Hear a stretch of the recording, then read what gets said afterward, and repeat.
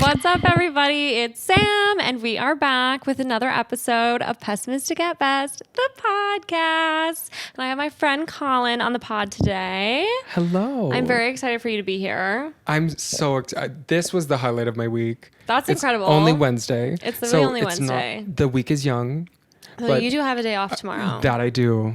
Nurses need their days off. And they're important. That's very important. So they can see their doctors. That's so fair. Yeah, that's true, because I can kind of like go during the week if I have to. Mm-hmm. You don't have that luxury. Yes. With our upcoming work from home day, they have told us that they're explicit. They're like, no errand trips. And we're like, wow. And by that you mean errand trips. Yeah. Interesting. Yeah. I mean, I guess I sort of get it, but I also kind of feel like that's the point. Is it not work the from inherent? home. Yeah, is it not the whole point? Yeah. I would think that it is. I'm kind of surprised it's taken this long to implement that. How long would you say, how long is spent on that kind of like office type of work? So I actually started in outpatient. That was my first nursing career. Okay. And So that's the technical term is outpatient. Yes, outpatient or inpatient. If you're in a hospital and you're waiting for discharge paperwork, that's inpatient. That makes Anything sense. come and go, even like a same day procedure, is outpatient. Okay. So I started in like a GI clinic. It was all poop and like I have acid reflux and diarrhea and stuff. So that was all in person, but it was COVID, heat of COVID, like That's like very pre-vaccine. crazy. Yes, it was. How did you land there? How did I land there? So I graduated in 2020, in May. Yes. And no one was hiring the new grads. Okay. But Like, the GI was like, yes, but GI was like, we're desperate. sure. And I was like, yes, please. I actually applied to a total of 174 nursing jobs. Holy, before I got, and you have that number. Yes. Yes. Locked I've and got, loaded. yeah, it's ironed into my brain forever. 174. 174. And I literally, like, when I graduated, I was like, I think I want to do oncology. Sure. And then it devolved into a noble pursuit. like, right, a noble pursuit and like the little pat on my back.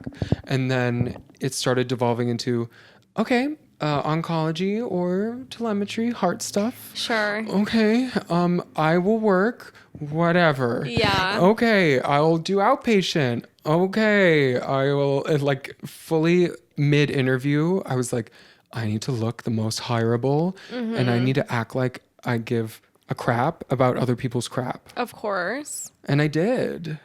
And it's like you can relate. I mean, who doesn't have IBS? Everybody has IBS in their own unique way. Yes. When you think about it. I'm kind of like an IBS C.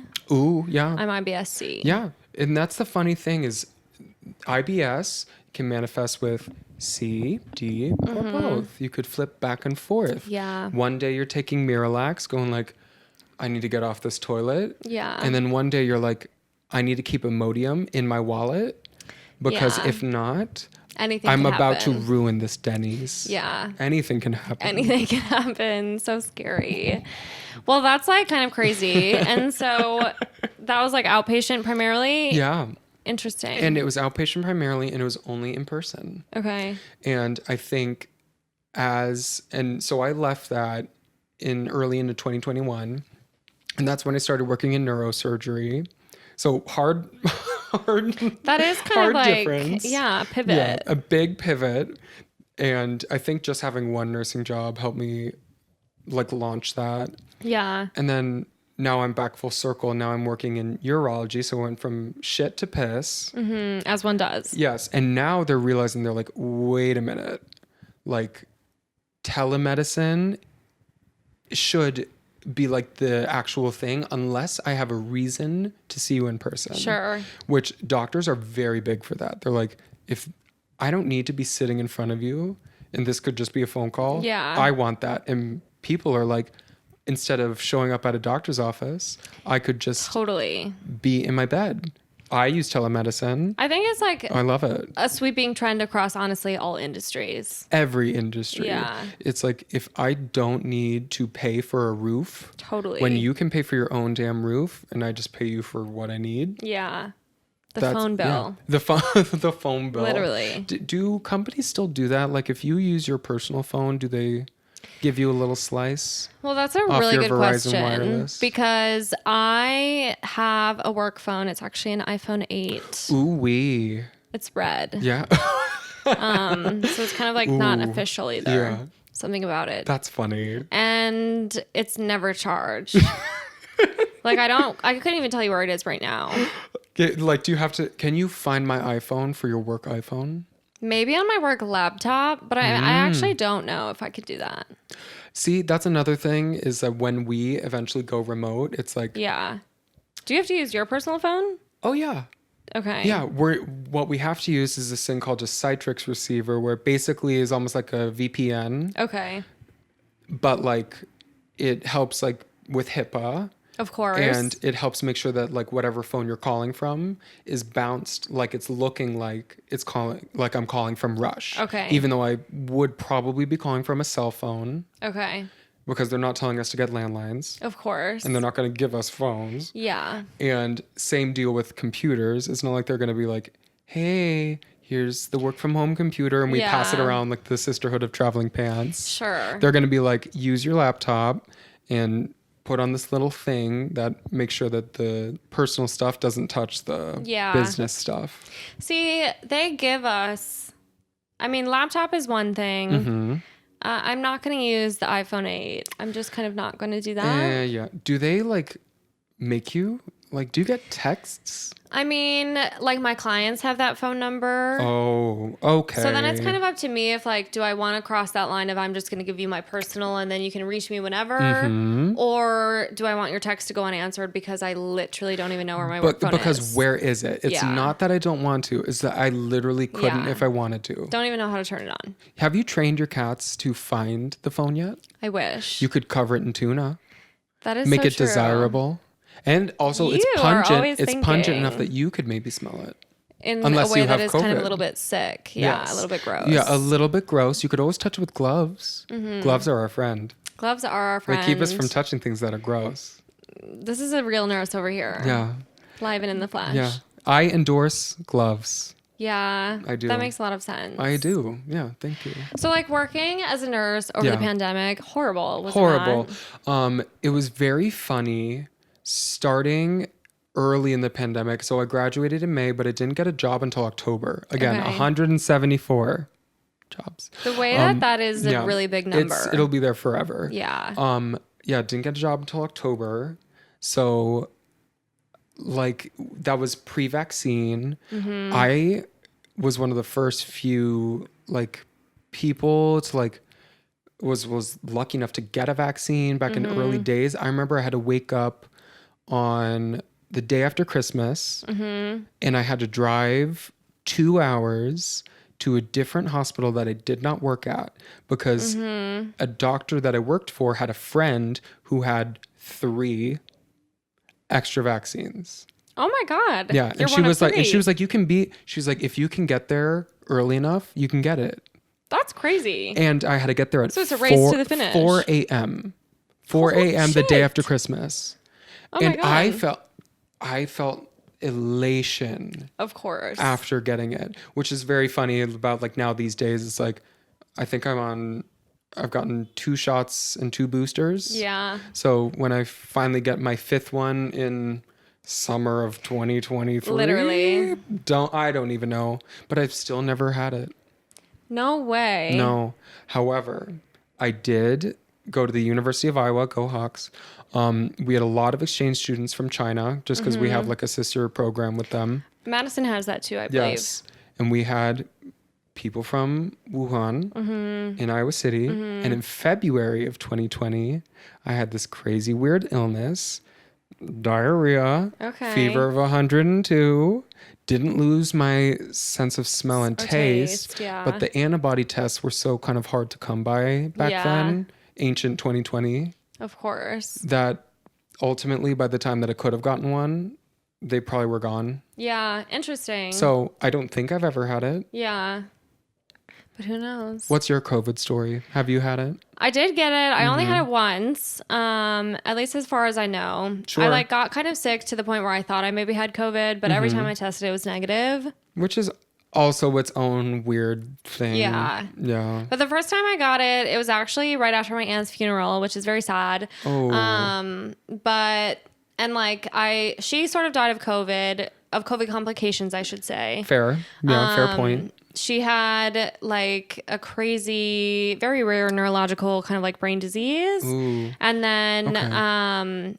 I think just wound up getting COVID and it kind of like just kicked it totally over the edge. That was the really unfortunate thing about, especially early. I mean, it's still a problem. It is. But like that was the worst thing about early COVID, at least as a nurse, is all of these times like people would ask me, they're like, why the heck did like COVID can give you a stroke? I know. Why? And I'm like, I don't know. Right. And there's obviously something else going on there. Oh, of course. It's like when I got COVID, I did not get a stroke. Right. Yeah. I think what it does, I mean, again, not a doctor, but like, and I'm not You're an epidemiologist. much closer than me. Fair. So maybe I should at least have a little bit of care in what I say. But I think that it's a factor that like in people who are otherwise healthy enough, it's enough to kick the bucket. And that's why I think it's something that's still worth taking seriously. Yeah. It can be harmless. Yeah. It can be cumbersome and fucking annoying. Yeah. Especially when it's like, can't wait to see all my friends. One of us test positive after that. And all of us in the group chat are like, okay, here we go again. Right. And we all going through the motions. Yeah, we are all draw straws and see who actually gets in, who doesn't. Yeah. But the unfortunate which is how it feels. Right. Oh, that is how it feels, especially thankfully where we are now. But for some people, they get really, really sick. Yeah. And it does weird stuff. Totally. It does weird stuff. Well, and my family is kind of a mixed bag in the sense of like, do we have the funeral? We ended up deciding we do have the funeral. A lot of people didn't wear masks at the funeral. COVID got spread around. Which is, of course, its own thing. Yeah. And I don't miss that. I don't think it's as much of a thing to be like who's the masker, who's the not. Totally. I think we have the luxury at this point where we could, if you're comfortable with it. I still see people wearing like what is it, KN95? Yeah. I still see people wearing those all the time. And I don't look at them going like, what's wrong with you? But that was definitely the discourse of like, oh my good God. people would cover your face. Yeah. And in early pandemic, no vaccine, still very like, oh my God. And of course, the context of your late aunt's passing is like wow, this is ironic. Well, also, her funeral painful. was very much at a church, and the priest was very much anti-mask. Excellent. So that was very fun. Good. Yeah, that was awesome. Where was this? Was this in Wisconsin?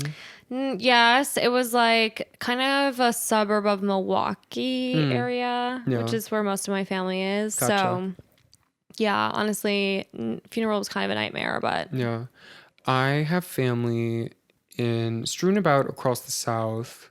I have family in North Carolina and Texas and Oklahoma, and it is very funny how just the context of where we live was such a different take with COVID. 100%. I mean, and it also goes in a microcosm too. It's like respect to which town, which suburb, which roof you're under. Totally. Yeah, which everyone's doing place it a little of worship. different. Like if you guys had it at like a funeral home, that was maybe affiliated with like a medical group or something. Totally. They would have fully been like nuclear family. Yeah. All of you are masked. Yeah. Social distance. Like. Which frankly is how it should have right. been. Funeral couldn't be no more than, God, I mean, they were monitoring how long people were indoors. Yeah. Like no more than 2 hours in one room with like, God, I don't even know, like 10 people. Totally. Like we would have to piecemeal that. I remember I had we had a little get together, and again, cancel me. I'm sorry. No, totally. I think it was October of 2021. And again, that was still kind of like early. And it was indoors. It was Halloween. We were all desperate to right. get together. We were all desperate to get together and like have a Halloween. And I remember that I was literally counting. We were all just sitting in our friend's basement. And I was like, damn it, we have 14. Where I was like, and then they were like, oh, my friend and her roommate's gonna come. And I remember thinking like, you're gonna ruin it. When now I'm like, and the people that were already there couldn't have already done it. Or just me and my boyfriend who didn't live in the same household. I think the thing about that's so funny is as soon as like anybody who takes a little control over the situation, in this case kind of like government plus CDC, comes out with the literal number 10 and you're like, okay, yeah, so 11, the 11th person is going to literally ruin this for everybody. You have COVID. The 11th, numbers 1 through 9, you don't have COVID. Right. Number 11 has COVID. 100%. There's no doubt about it. Yeah. And even if I wear a full N95 and hazmat suit, the 11th person ruined it. Totally. Right. What a time. Yeah. I don't miss it though. No, same. Yeah. I kind of have like not been really wearing a mask like at all. And I don't know if I probably like should be still sometimes. I think about it every time I take the L. Sure. I think what's a fair thing to consider is like what space you're entering and how many people have come and gone. Yeah. So the L, sure, definitely. And like if I'm sick, I'm going to wear it. Thank you. But if I'm not, oh my I goodness. might not. I mean, I see far too many people that we ultimately, like in our clinic, when they come there, we always ask if they are currently dealing with flu-like symptoms. And was that something you did pre-COVID or just now? That's kind of like the standard. So in my experience, because again, I was only in like nursing school before then. I don't think so. Right. I don't think so. But post-COVID, it's like, that's never going to go away. And we still get people who lie. And we can tell because in our like medical record system, if you have a positive COVID test, we know. And if it was within the tight enough time period that like you're not supposed to go to the doctor's office in person. Yeah. We know. Yeah. I had that happen the other day because nurses have their own visits where you don't have to see a doctor. Okay. We had a nurse visit for like some 97-year-old man. And in the process of me preparing for the visit, it was like just a standard catheter change. I like, oh, I see a phone call to his PCP today. And because I'm thorough, I read everything. And then I'm like, you're a good nurse. Yeah, I am. I triage and we look and I'm like, COVID symptoms. Like positive COVID test at home. Yeah. Like PCP prescribed the oral antiviral or COVID medication. And I'm like, and he's in our lobby right now. And he was checked in. So he would have said no. Well, in the way that there are still so many COVID deniers and all of that. Yes. I think that as a nurse, people who are literally treating you for COVID, who actively know that you have it, and you're saying right. And I fully said, like, we as all of our nurses were like, we're not seeing this patient. Yeah. And unfortunately, our nurse manager is a little bit of a pushover, and he was like, I'll do it. And we're kind of like, does putting our foot down not mean anything? Totally. Or like, does like asking our patients to be like, hey, don't come here if you're sick. Yeah. Don't do it. I mean, we're all masked on the entire time. Of course. But still, nonetheless, it's like, I don't want to, like, I can change your catheter in a week. Yeah. I can do it next week. Yeah. You do it and change it every 4 weeks, but 1 week. 4 weeks. Yeah, every 4 weeks. But 1 week with a catheter while you actively have COVID probably won't kill you. Yeah. Or if anything, focus on maybe the COVID. Totally. And not that you're like, oh, this catheter is from February. Yeah. It's literally March 1st. It's literally March 1st. Yeah. March 1st, 2023. It is. Yeah. Here we are recording this pod. Here we are live, reporting to you live from from Sam's futon. In Logan Square. Yes. And something very fun is I'm learning a lot about Colin today because we met one time before this. One time it was our friend's birthday party. Yes. Mutual friend. Shout out to Britt. Yes. Very good. And you told me that I should be on this podcast. And I was right. What was the moment where you're like, I need this little goblin on the podcast? Well, so I think now that you have said you're a theater kid, I see it. Yeah, oh yeah. Oh yeah. It comes through. Yes, it does. Yes, it does. And I mean that in the absolute best fucking way. Absolutely. I mean, we talked earlier about how my parents were actors. Which is so cool. I think it just made me a crazy person. Yeah. Like, both of them were just so funny and so outgoing and gregarious. Totally. I think that it definitely rubbed off onto me. Yeah. And my boyfriend is really like the true theater kid. Like, he still loves to see shows. Sure. Him and his friends can pull out like who's playing who on Broadway. And meanwhile, I'm just like, that's kind of incredible. They're very tapped in. That is. And I can barely remember my friends' names. Totally. Or their significant others' names. Yeah. I literally will like give their boyfriend a hug. I'm like, oh, it's so good to see you. And I pull them over. I'm like, is his name Derek? And they're like, Adam. I'm like, yeah, for sure. I knew there was a D. Right. My favorite thing is to just say you. You, love, bud, friend. Totally. Sweet pea. Yes. Yes.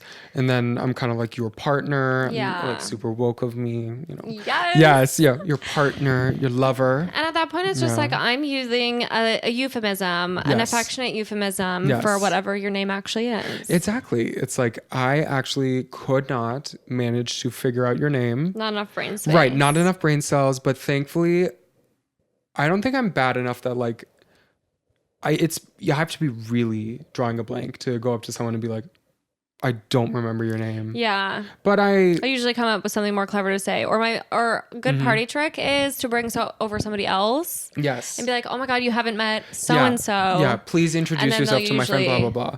I have also played a full trick on someone being like, do I follow you on Instagram? Hold on, put in your Instagram. Nice. And it's basically saying like, show me your driver's license. That's really good. I'm writing that one down. Unless they like just have like a silly Instagram handle and don't have a name. Right. And then I'm fully like, oh my God. Yeah. You. Totally. Yeah. Then I'm like, well, I just shot myself You're in the you foot. Forever at that point. Yeah. At that point, you're just you. Yeah. I have a friend whose Instagram handle is Pizza Fucker.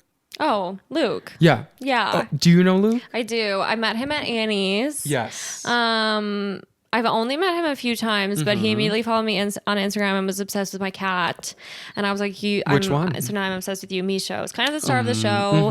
Everyone, I get a lot of I get a lot of hate for not showcasing Beatrix more, but it's not so much that I don't love Beatrix. It's that he's such a ham for the camera. He is a ham for the camera. I remember when I first swiped up on one of your cats, it was Mishu. Yeah. And of course he was strewn about like a whore. Yes. Yeah. His constant state of being. Oh yes. Like splayed and of course gorgeous. Yeah. Yes. Pretty boy, loving the camera. Yeah. Yeah. Yeah. He did give me a little bite though. He so did. he and I have beef. Yeah. It was a love bite. It was kinky. Yeah. It was pretty great. And that's all you can say about him. A kinky guy. Everyone thinks that he's a girl. Yeah. Which is fair. He's gorgeous. All cats are girls and all dogs are boys. I get that. Yeah, that's biology. Yeah, that is. That is biology. Coming from a scientist over here. Coming from my bachelor's in science. Yes. That's right. But yeah, I guess I never thought about Luke doesn't have his. I think he actually does have at least Luke. Okay. But I don't know if that's got to be a curious thing on like his coworkers can't. Right. Luke, do your coworkers follow you? Is that legal? Do they know that you fuck pizzas? Yeah. Is pizza fucker is that on your resume? Yeah, it could be. I want him to put that on a business card. That could be something. I want that on a business card. And honestly, handing that out, you're going to get some notoriety for that. And my Instagram bio is, I think, full-time nurse, part-time idiot. Or no, it's part-time. I actually think I have seen that. Yeah. Or did I flip it? No, I think you're right. I technically work full-time, 40 hours, so I think it's full-time nurse, part-time idiot, which is fair. This is idiot hours, as it is past 5:30. Welcome to idiot hours. Welcome to idiot hours with Sam and Collin. Literally. Well, and something that I was thinking about that's so funny is I love to use this podcast as a way to make new friends, which is why this worked out. Oh, it's perfect. Because would it be a little weird if all I did was invite you over for dinner after meeting you one time? As far as social order goes, yes. Right. Maybe. I think so. You probably would have been like, no, I'm not coming. I probably would have been thinking, I'm like, okay, we've got a few things that can happen here. They're going to ask me to be their third, and the answer is yes. Or they're flattering going, butt. they're going to, flattering butt. I do have one. Or they're going to rob me and poison me. Yep. Or in that order, or flip it, maybe. Sure. Or they're going to try and get me to join a pyramid scheme. It's going to be like, all very fair. all of that could be like, we love your vibe. Yeah. And I would like to exploit you. Yeah. Wow. A lot of options there. A lot. Imagine if it were all three. Imagine if it were everything everywhere all at once. Yeah. Yeah. That could be. It could be. But instead, we're recording this pod. Indeed. And I was like, that's kind of why I love my podcast, because I can invite a perfect stranger over to my house. Yes. Under the pretense of we're going to have microphones in our hands. Yes. And that's one of my favorite things about it is seeing just the little clips of people holding the microphone. I'm like, that's glamorous. It is. Thank you. It is glamorous. Meanwhile, I'm holding it like a dainty little lady with my like I'm going to do it pinky up. I'm loving the 3 finger. Yeah. There's something to that. It goes to show that like I have not held the microphone and I don't know how long. Okay, fair. As a theater kid, I feel like you'd be more comfortable with a mic than myself. See, like I did a lot of like choir. Okay. But ultimately, like I don't think I ever did. Like I did we was in an a cappella group in high school. Okay, that's very cool. But I don't think I ever like held a microphone and was like, just a small town girl. Like, well, it's never too late. It's never too late. Yeah. I could always go back to high school. Yeah. I think that's like isn't that a pretense for a movie? Probably. 17 again? Kind of. We're directing. If not, it's already copywritten. Yeah. You cannot take it. We're moving from acting to directing. Exactly. Podcast to acting to directing. Yeah, it's simple. Yeah, a good natural screenplay. progression. Really. Exactly, the natural progression. Yeah. Of how art evolves. Absolutely. And eventually, I will make an AI robot that will make a terror. Literally. Oh goodness. So that's actually an interesting thing. Over the last week, when we were in the DR with James's family, we were kind of talking about the role that like AR plays in medicine, or could potentially play in medicine. Do you feel like that's being talked about? It's so, at least with respect to like my role of medicine, I'm always kind of like, I'm not the last to hear, sure, but I am kind of like the launch pad. So sure. Thankfully, I work with a lot of doctors who are very savvy with like new and cutting edge stuff. Yeah. A few of our doctors work in clinical trials and are always kind of like expanding their horizons of what they incorporate in their care. Mm-hmm. But ultimately, my role isn't until like the hard launch of like, we're doing this with the patient. And then I have to explain that to them. But AI, not yet. What was the role that like AI was playing with respect to like the conversation and like James's dad's care? A lot of it was even just in the sense that, so he's a breast cancer doctor. Mm-hmm. And a lot of it was just in the like, no, like a robot or a computer could never take the role of like an actual doctor. Sure. But there could be things in which maybe like an algorithm is what's reading somebody's chart and determining where there's like polyps or I don't know how that works. But I think it, now that I kind of like think about it a little more abstract, I could totally see, because right now that's someone's job. Yes. Is to like it detect those things. Yes. Right now, like a radiologist is reading like reading CT scans and MRIs and interpreting that type of stuff. What I think could totally be a good application is, we're flipping back to poop stuff, colonoscopies. We love poop stuff. The poop friendly podcast. Yes. So there's this thing called a capsule endoscopy. Okay. Where it's this little tiny pill that is actually a camera that you swallow. It goes through your entire GI tract and then you poop it out. Wow, that's very crazy. Which is crazy. But do you have to like keep an eye on it? In the sense of like, you do have to wear this like, you have to wear this fancy belt. Okay. Well, so the only way that it like actually picks up data is if you're still wearing the belt. So if you take off the belt, it's just going to be recording, and then You fucked it. Yeah, you fucked it up, and now you're just pooping out a pill. Sorry, but I could totally the idea see of a poop camera is crazy. But yeah, poop cam, right? Poop cam. You know what? New patent. Bidet. again, it's already patented. Yeah, bidet with a camera on it.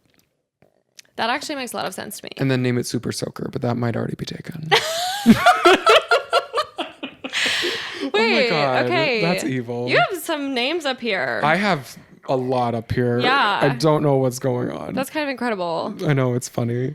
Well, that's crazy. But AI could screen, like the thing about those capsule endoscopies and any other kind of colonoscopy too, is someone's got to watch the video. But you could totally, probably, I don't know, make an AI that is used to saying, like, to you pick just up, have to tell it what to look out for abnormal growth or something that looks like different from the norm. Now, granted, it may, because not all like colonoscopies are the cleanest, it may pick up like a piece of corn or something, but like naturally there is still a role that AI could play in that. And like, that's kind of fascinating to me. Yeah, potentially. Yeah. I definitely see that, like, it could probably spare hours of sitting watching a video feed of someone's butt, inner caverns. That makes sense. And just watching it going like, okay, more colon. Popcorn and this is colon. Seed. Popcorn seed, colon, more colon. That it could actually think, okay, I need to be looking for something red and weird. Yeah. Because at our old clinic, there was always someone that they would share the responsibility, but there would always be some doctor who has to sit in front of a laptop and just scroll through. Extremely unfun. Yeah, extremely unfun. Mundane, yes. Yeah. Surely. You'll like this story then. My dad got his first colonoscopy. I mean, now this was ages ago. My dad, I think, is 62, turning 63. And when he got his first colonoscopy, it was all green lights. Great. Excellent. So he hung a photo of his colon up on our refrigerator because he said, this is what you do when you get an anal exam. Kind of incredible. Wow. Yeah. Knowing your dad as well as you do. Yeah. Inside out. Truly. in the most literal sense. Oh man. Yeah. So kind of crazy. So at least with regards to colonoscopies, I mean, we've already talked about IBS-C and IBS-D, but the bowel prep is a doozy. Well, he was drinking all that horrible liquid. Yep. Which sounds bad. Horrible liquid, which will keep him on the toilet probably all night long. That sucks. Yep. Yeah. It sucks. Really It's unfortunately, it is actually one of the biggest barriers for people getting colonoscopies is because that they don't want to poop their brains out the night before. And frankly, who does? No, I mean, maybe people that are very, very, very constipated. Yeah. I did have a patient. Sometimes I see the draw. Sometimes you need relief. Yeah. I did have a patient that was so constipated the other day, they asked for a bowel prep. Oh. They asked for it verbatim. Could you please? Yeah, they're like, could you please put in a prescription for this? That's crazy. Yeah. Yeah, no, as someone with IBS-C, I think I just need to drink more water. More water really helps. Depending on your type of constipation and how frequent of a problem it is, fiber can help or hurt. Sure. Like Metamucil only works if you're drinking a lot of water with it. See, that's very interesting because I do sometimes take fiber pills, but I don't really ever notice a difference. Ultimately, I think for some people, it's like a motility thing. It's just like some people poop less frequently. Yeah. Oh, I had a patient that he said that he was at every 7-day pooper. So that seems unhealthy, but. I know. And that I was kind of like, you could maybe make it like less than that. Like 5. Because 7 days is maybe like the worst it's ever been for me. Oh, sure. Like at 7 days, it's like we have patients that patients going in the ER being like, I haven't pooped in 2 days. Yeah. I'm constipated. Terrible things happen to me when I go on vacation. Ooh, okay. So, I mean, you just went on vacation. Is it like It was like several days into the trip. No. Yeah. I mean, I've never been to the DR. I don't know what their like situation is on like, can't drink the tap water or something. I'm not an epidemiologist. We drink out of a we get they have essentially a water cooler. Yeah. So Big old water cooler. we're doing the water cooler thing. I think for me, it's also on that trip, I definitely don't ever drink enough water. I'm out in the sun, changing diet. Yeah. Change of diet. You're out in the sun. You're constantly dehydrating yourself, soaking up all the vitamin D that you clearly can't get here in Chicago 100%. until May 15th. Yeah. In the meantime, I can imagine like working from home, you see the sun come out, you're like slamming the door, like running outside. Literally. Just like, please. Yeah, I started scheduling daily walks, which has been very helpful because it's so easy working from home to actually not go outside. Yeah, I could totally see that. Which like sometimes I'm like, whoa, I need to go touch grass. Like need to touch grass. What do you like about your walks, and what do you do during them? Good question. Sometimes James comes. So if we do them together, one thing that's obviously nice about them is like it's some social interaction in my day. Sure. With a real person versus Zoom. True. Which is nice. Yeah. And he and I we work essentially in a room over. True. And if that. Right. Because there's technically no door from what I can see. There actually is. Oh, is there? It's a pocket door. That's so. Oh, I like that. Yeah. I love your apartment. Thank you. Yeah. And this was not like a real wall before. This was all living room. And then our landlords had an infant, and I think they wanted to give the infant a room. Oh, that's smart. Yeah. Yeah, that makes sense. Give it some space. Oh, and that's challenge. Oh, that sucks. And then probably the infant's getting bigger, and then they're like, okay, can't have like a toddler in here. Yeah. Yeah. So they move out, and then we get the apartment, which rocks. Beauty. Yes. She's a beauty. But yeah, so like with how relatively close we work, can go several hours without speaking to one another because we're in meetings and just doing our thing. Constantly just talking to other people, saying like, yeah, I love that point, Deborah. I also agree. Mute. Literally. And then you just sit there like.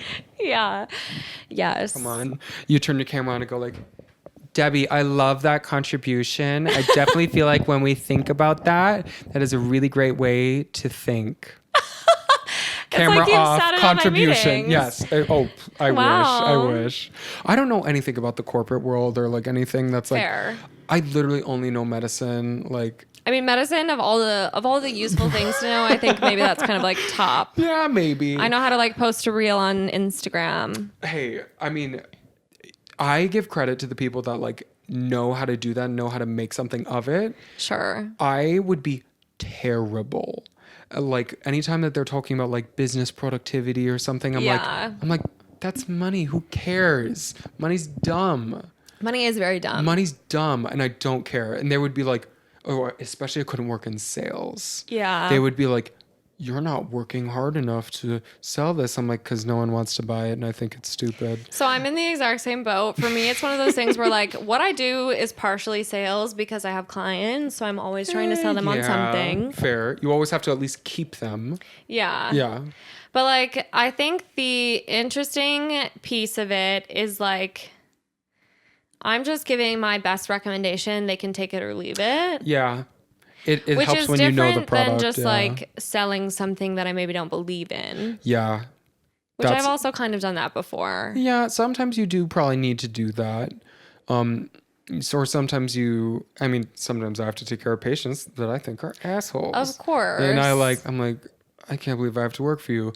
But you have cancer and I need to help coordinate that. I'm going to do my fucking best. Right. And your bitch wife, is going to talk to me crazy on my chart, being like, are you kidding me that Billy has to go get his blood drawn? I'm like, yes, please. Yeah.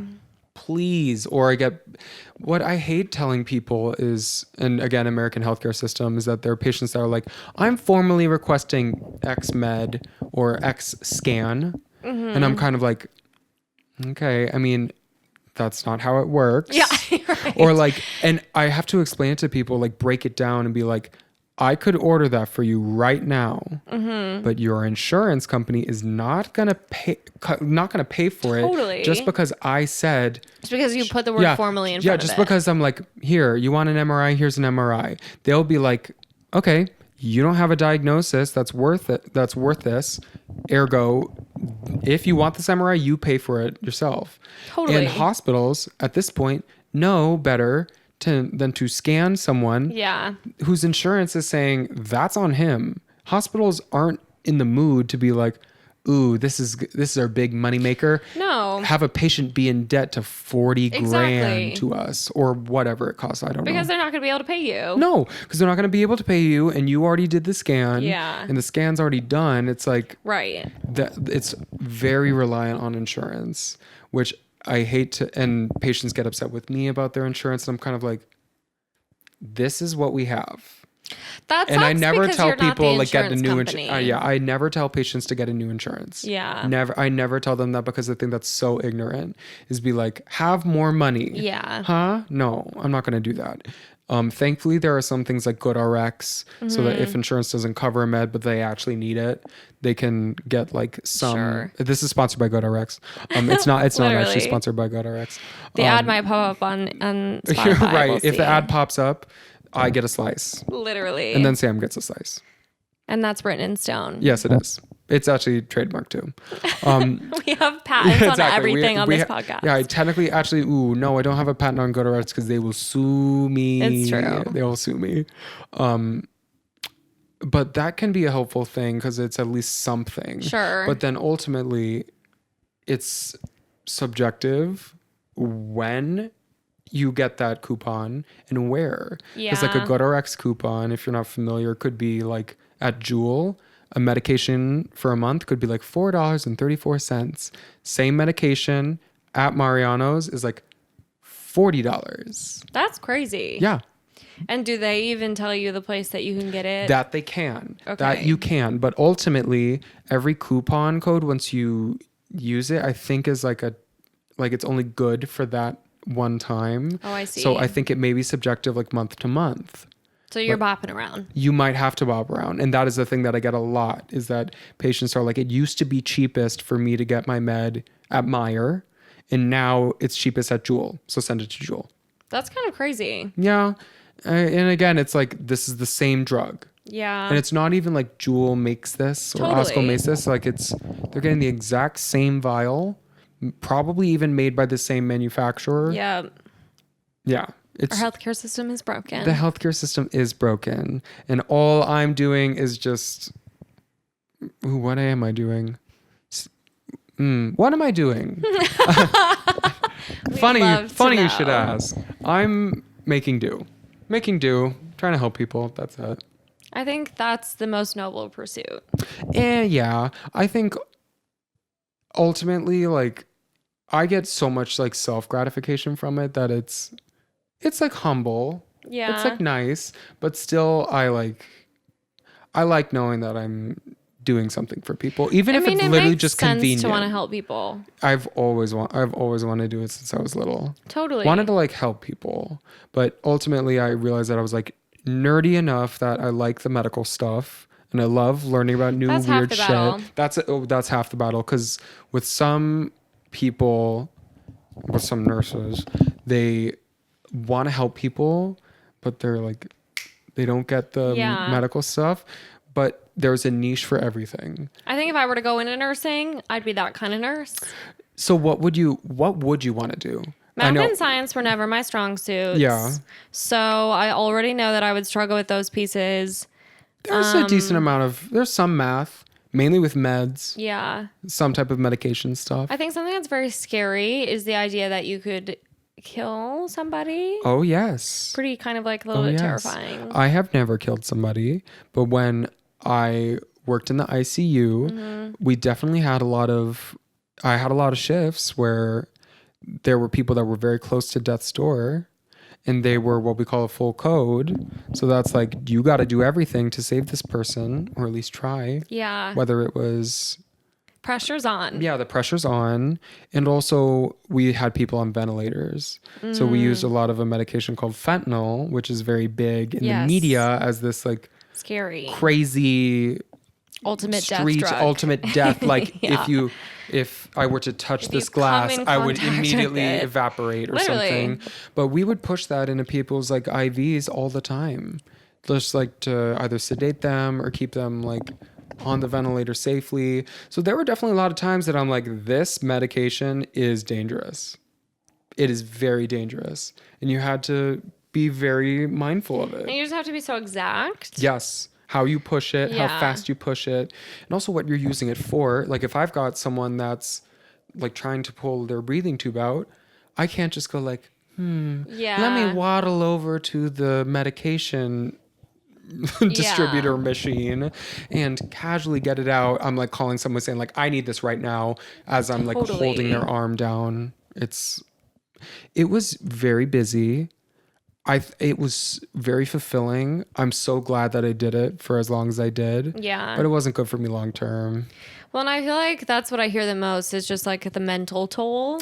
Burnout. Yeah. Burn, Kind of baby, crazy. burn. Yeah. I also think the fact that you do 12s Ooh, is kind of like nuts. big factor in it. I was doing 12-hour nights, 7 p.m. to 7 a.m.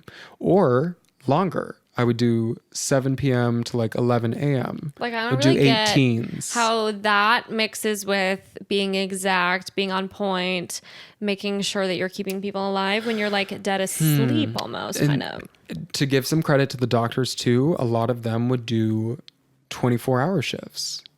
Which it makes a lot of sense for crazy. continuity, but ultimately And I night guess- shift gets the shit end of the stick. They just want to go to bed, and there are times that I'm like, I need you. Yeah. Yeah.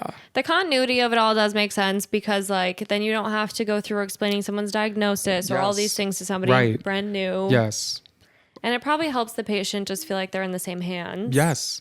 Yeah. Having a baton pass, we used to always say in the ICU, like, are you back tomorrow? Yeah. Or are you back tonight? To be like, hey, at the end of my shift, all I need to do is just say, here's what happened today. You already Yeah. know everything about him, and the patient already knows you. There's no Right. introduction. Trust is it's there. literally just what has changed since I saw you last. Yeah. Which was nice. And it was nice when you can have a little synchronous shift with someone. You're like, oh my Totally. God, we're going to have these same people all 3 days. Yeah. And that was something I really liked about it. Yeah. But like I guess in like the olden days, I mean, again, I'm a baby nurse still. It was much more common to do 3 shifts. Sure. Like an AM, which was like 7 to 3, a PM, which is 3 to 11, and then a night, which is 11 to 7. Okay. But ultimately, just implementing just 2 nurses instead of 3 led to much less a game of telephone, where you miss a detail that could be incidental or very Totally. relevant, or that you I guess I didn't think about that piece Yeah. too. Is just making sure you're passing everything on. Yes. Or that what you're passing on is the most accurate, or that a good example is like, especially working in neuro, we needed to know how functional patients were. Or, yeah, he was a little sleepy today. And then the PM nurse goes, yeah, he's sleepy. And then the night nurse thinks, oh, he's going to sleep. That's fine. Sure. And what we're supposed to be doing is making sure that he doesn't have a stroke. So Right. it's a challenging thing. It's a hard line to tread of like, Yeah. how subjective is this when a neuro assessment can vary? I mean, it's a game of telephone at that point. It's a game of telephone, and ultimately it's a game of judgment too. Yeah. Because we would say like, yeah, we know that he's been somnolent, or we know that he's been confused, but you're weird. Yeah. Like you're really confused. Or I'm like, yeah, they said, like when she said, yeah, he can get sleepy or he can doze off. Yeah. I'm like, I am actually making the judgment call. I know it's 3 a.m. and I know that you doze off, but you can't stay awake for me. And now we're about to scan your brain. Mm-hmm. Anyway, I clearly can talk about, I can't talk about medicine for so long. It's fascinating to me. Yeah. I actually had something that I did want to ask you about. Yeah. Because we Oh my shared, God. I'm sorry. Please. Because we shared this in common, is we both cut our own hair. It's true. We You cut do. your own hair. I cut my Did own I hair. learn that about you? I think we did. I think Okay, we we talked chatted about that. Yeah, I know that. So we cut our own hair. We save money doing it. We do. What else do you feel like you get from cutting your own hair? So actually the reason that I think I'm even ballsy enough to cut my own hair is in Madison I had the same hairstylist since I was probably in like 7th grade. Her name is Megan. She's incredible. Love her so much. Miss her a lot. Oh, she was just like a ball of energy. I'm very much one of those people. Megan is really good at what she does, but I care more about having fun with the person. Sure. During the hang. Yeah. Than I do about the results. Yeah. Have a rapport with them. Like if you just sit there in silence as someone cuts your hair, even if it's the best haircut that you've gotten in God knows how long, you're like, well, that was awful. And some people want the silence. Yes. Not me, which I'm sure makes sense. You want to at least have good banter. Mm-hmm. It's all about the banter. Especially with girl haircuts. It's like, they take hours. I'm about to give you $90 in this way. Well, I don't even know if it's $90. Roughly. Yeah, I'm about to give you like $90. I'm about to sit in this damn chair for 2 hours. And they're like, yeah, so my cousin Sheila, she bought this new Subaru and she thinks that it's amazing. And I think that my Nissan is better than her Subaru. I'm like, I would die. The way that I've actually sat through that exact conversation is actually kind of crazy. Or that they're like, can you believe that my bitch sister's taking her kids to Disney World? And you're just like, I'm actually just here because my bangs were too long. Yeah, I'm just here for a trim. Yeah, I can't believe that. Yeah, some people just need someone to talk to. Well, and Megan was amazing. She like kind of instilled my love for getting my hair done. Right. And so I went a lot. And because I trusted her with my life and she was just down to do whatever. And I was just there for the appointment more than anything else. She could do whatever she wanted. Like I let her essentially take charge on a lot of my different hairstyles I've had over the years. Love it. You have had a decent, and I haven't, and literally, again, I've met you once before this. Totally. But at least based off social media, because you and James just had an anniversary. 10 years. 10 years. Kind of makes me want to throw up. I did, from some of those pictures, I was like, damn. Like, long hair Sam, blonde? Blonde. I've had almost every color under the sun. I love that. Yeah. I love that. And this is actually probably as close to my natural as I've been in years because I haven't colored my hair now since I moved here either. Ooh, so how many months now? 6? 6. And so always loved getting my hair done. I would also say for me, which is different from a lot of people, but especially a lot of women who feel just like really attached to their hair. I know a lot of people who getting their hair cut or colored is like scary. Yes. More than anything. Or like it's... I know that you like have like a personal attachment to a hairstylist, but some people it's like I only trust one person. Would never see anyone else. Yeah, I will never see anybody else. If my hairstylist goes out of town, I need to know when she's going out of town so I can get my hair done. Totally. Yeah. Well, and for someone who was down to mix it up, I still kind of felt that way because the times that I had gone to other people, I hated it. That'll do it. And then my career track has actually taken me primarily, like I'm a marketer, but a lot of my marketing has now been in the salon professional industry. Yeah, this little piggy went to market. Truly. It surely did. With a really good hairstyle. Right. With a really cool, you gotta look cool, girl. Or you're not going to get any success at the market. No, because that's another thing with the business industries. It's very presentational. It is. You have to look the part of what you're selling. I mean, I don't think you necessarily, if you sell mattresses, you don't need to look like a mattress. A mattress. Well, or you could. SpongeBob could probably sell a pretty good mattress. Ooh, he's built different. He's built different. But that is a good point, is that like you need to kind of manicure yourself in a certain way. Totally. To have it not just look professional, which again is subjective too, but to be palatable. And for me, I was actually working as the director of marketing for a salon in Madison. I wasn't even getting my hair done at that salon because I had Megan and she was my hairstylist. I loved her. Conflict of interest. Truly. Yeah. I think it probably was. Yeah. It was truly the downfall. Yes. Well, and I loved Megan so much, and she's so sweet because she didn't tell me that my old boss was kind of crazy. And she kind of knew her. The industry is pretty small, and especially within Madison, I think it's even smaller. Smaller circles, yeah. And so she did keep that one to herself for a while. And then I kind of figured it out, had been expressing my thoughts and feelings during my hair appointment. And she was like, okay, finally you realized. And she was like, yes, like I'm familiar with her practice. She's nuts. So glad that you're like not getting your hair done there. All these things. I mean, the whole thing was so crazy. And it was just kind of hilarious. And So I went from that. I got my new job at the agency that I currently work for. And a lot of my clients are still in that salon professional space. I work for like some hair color brands, a beauty school, things like that. So I've always been in that space. And I think just the amount that I've been surrounded by it, the amount of things that I've kind of like watched hairstylists learn or even just watch them do their craft. I got a boost of confidence in that I could do that myself.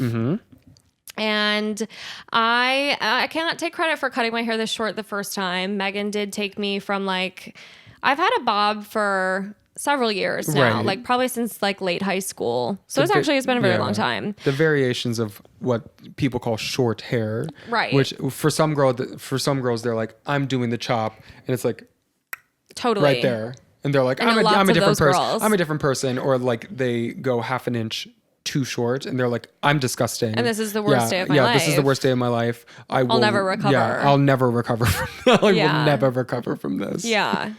And so she took me short. She was one day, I had kind of like somewhere between, it was probably like a French bob, somewhere between a pixie and a bob. Right. Yeah. Not yet a pixie. Yeah. Yeah. But very micro. Yeah. Micro bob. And she was like, you know what? I think we should just cut it. I think it's time to do the pixie. She's always been like, your cheekbones require a pixie cut. Eventually you're going to have to do it. Right. And I was like, okay, let's just try it. Yeah. So I let her take me to a pixie. And then I kind of decided that I wanted to do like the mullet vibe. Right. But pixie level. Right. A good an easy transition. Yeah. Not as hard as you think. It's really not. Yeah. Ultimately, it's just about upkeep in certain areas. Yeah. And letting it all hang loose in others. Business in the front, party in the back. Exactly. And so I got this tool that is essentially like one blade. It's feathered. It's called a feather razor. Ooh. And I use that now to cut pretty much my whole head. Yep. And as soon as I got that tool, I felt so unbelievably empowered to cut my own hair. That was the word that I was looking for. Yeah. Is empowered. It's the best feeling. It is a very good feeling. And I have a full cathartic like difference in how I feel. What I see in the mirror is incredibly different just pre and post. Totally. Where it's very silly. Even for me, I'm literally just doing like millimeters of difference on my head. Because I've been buzzing my hair now for 3 years. That was also another pandemic thing that just kind of came about. Kind of same. That's when I got the balls to start doing it, because at that point, like, I can't schedule an appointment even if I wanted to. Right. Who could cut my hair right now? Nobody. Yeah. And that's why I was like, so well, learn. But I can order a razor on Amazon. Exactly. And I can tell my dad, I'm like, okay, this number, push it across my entire head. Yeah. Yes. And then he did in our basement. Shout out to dads. Yeah. Shout out to Mike. Mike, cheers, this one's for you. Yeah, that one's for you, Mike. And cheers to your dad, who put the inside of his butthole on the refrigerator. I don't think it's still there. I think my mom kind of took up an issue with that one. But maybe it will end up in a mixed media piece. That actually would be full brilliant. Circle. That would be full circle. Yeah. That would be full circle. There's something very meta about that. There is something very meta about that. There's something very human about it. Like human insight, human intestine. Kind of like very internal, yeah. Very internal, introspective. Yes. Introspective. Yeah. That is so stupid. I mean, I honestly don't know if I've ever talked openly about poop on this podcast. So Bring I'm feeling this kind of rocks. The scat episode. Yeah. Literally the scat episode. Incredible. I don't even know what you would call this. This episode? Yeah. Oh, I'll come up with something. So is it something that, I mean, how many episodes are you on now? 80. I think this will be 83. I think this will be 86. 86. So I can imagine you've been through, quite a few amount of titles. Are there some that you're like, that's the title? Yes. Yeah. That's funny. Sometimes there's like a very good callback in the episode where I'm like 100% I'm using that. Yeah. Like, and that doesn't happen every time. Oh, yeah. And I can't imagine that it's always something you're like, okay, I just said that at 1 hour and 4 minutes in. Exactly. That is it. Yeah. Right. Sometimes you kind of, after editing it, you're like, what the fuck was that? The way that I literally have to ask James, because James edits it. Yeah, fair. So he has to unfortunately listen to every conversation that I've ever had. And he goes through and meticulously, the reason my podcast honestly sounds so good is all him. I can't take any credit because I blab and blab. He cuts out all my my pauses, whatever. Ooh, he cuts out the ums. He cuts out ums. Damn. The timing then becomes so crisp. The cadence, yes. He's gotten very used to like nailing the comedic timing as well. Ooh, kudos. Yeah. So I mean, I have. Both of you are very funny, so I think that it suits each other very well. It suits each other very well. There's no higher praise. Yeah. Every time someone tells me that, I write it down. you're like, could I actually record you saying that? Literally, and another person. And then get you on my podcast. But no, he's just like, he's very meticulous about it. Yeah. And I obviously have not heard my episode before I am like trying to come up with my show notes, my title, whatever. Sure. So I literally have to ask him like, hey, what the fuck did we talk about? Yeah. And especially when you black out, you're like, literally, what did we just do? And it's become more that because I used to prep these more. When I first started this podcast, I was like, 1, didn't know what I was doing. 2, way more nervous. Sure. I wouldn't have not invited a stranger over to my house. And I'm all the better for it. Of course. But now I can just kind of like wing it. Yeah. Which is awesome. But then I have to kind of be like scratching the head. What the fuck have I said in the last hour? Right. Fair. I would be a big, like if I ever were to have a podcast, it would always end up being something nursing. I mean, that makes sense. Which makes sense. It's clearly a passion topic for you, and I think that's very cool because I will say I do know some nurses who maybe don't feel the same. No. There are some people that I can tell nursing is like a 9 to 5. Yeah. It's like it just pays the bills, and there's nothing wrong with that. There's nothing wrong with that. It doesn't mean that you're like a shit nurse because nursing career. isn't everything that you eat, breathe, and shit. Again, poop. Poop friendly pod. Poop on the pod. But I still think that and that's a fair thing. Someone asked me the other day, they were like, what do you like to do? Which again, of course, I managed to make a question about nursing.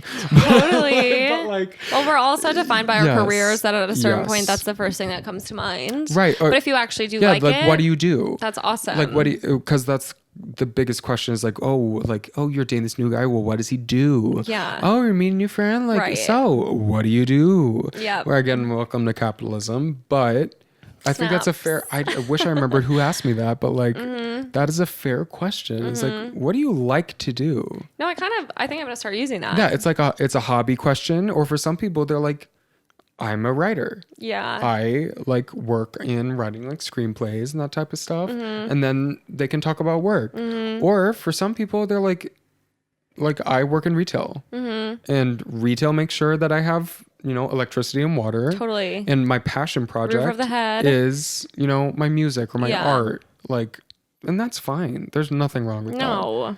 And I don't feel like it's an appropriate thing to kind of be like judgmental of like what people do for work. Totally. Or like how honorable it is. Yeah. Because some people do some bland jobs. For sure. And that doesn't necessarily mean that they're bland people. Oftentimes those people like have like a more rich side hustle, social life, whatever it is. What do they invest into? Yeah. Like, and that's subjective, like person to person. Yeah.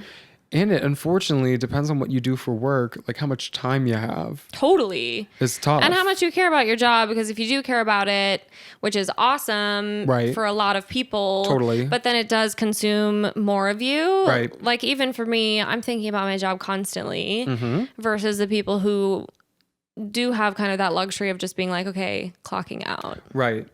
I share a little bit of like both. Yeah. Because like I obviously have some patients that I think about, like. I mean, how can you not? I can't help it. That's not a job where you can not take it home with you. Right. But also I have the luxury of walking away from it. Yeah. It's not like I don't have a red iPhone that is somewhere lurking in my apartment that has at least maybe one job obligation thing on there for you to do. And we'll never know. And we'll never know. But Misha might find it, maybe. But like I have the luxury of walking away from it, and I couldn't do anything nursing right now if I wanted to. Well, and I guess that's what I'm curious about in the sense of you're going to start this work from home day. Yeah.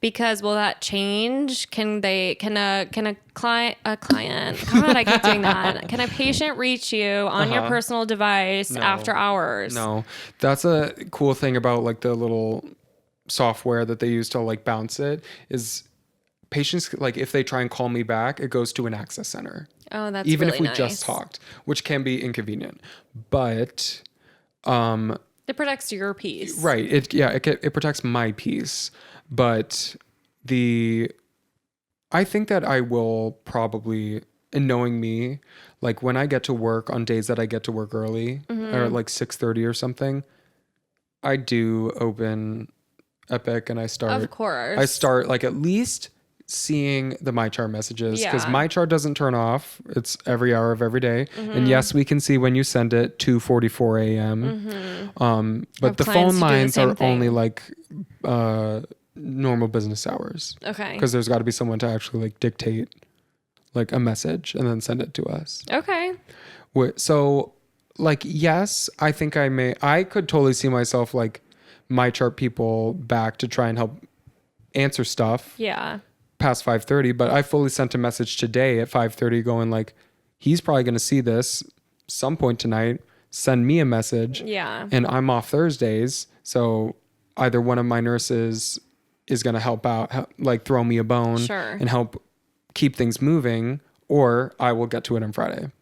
And honestly, I think that that's pretty similar to like my situation in the sense of like, I could be having constant conversations and in my line of work, in the same as I'm sure is true for you, maybe, yeah. I know when it's urgent and I should respond versus when it's not, and I can choose not to respond until I'm back on. Oh yeah, there are definitely like, and that's triaging. There are some things that I'm just kind of like, oh my God, I have told you this 9 billion times, and I actually don't need to.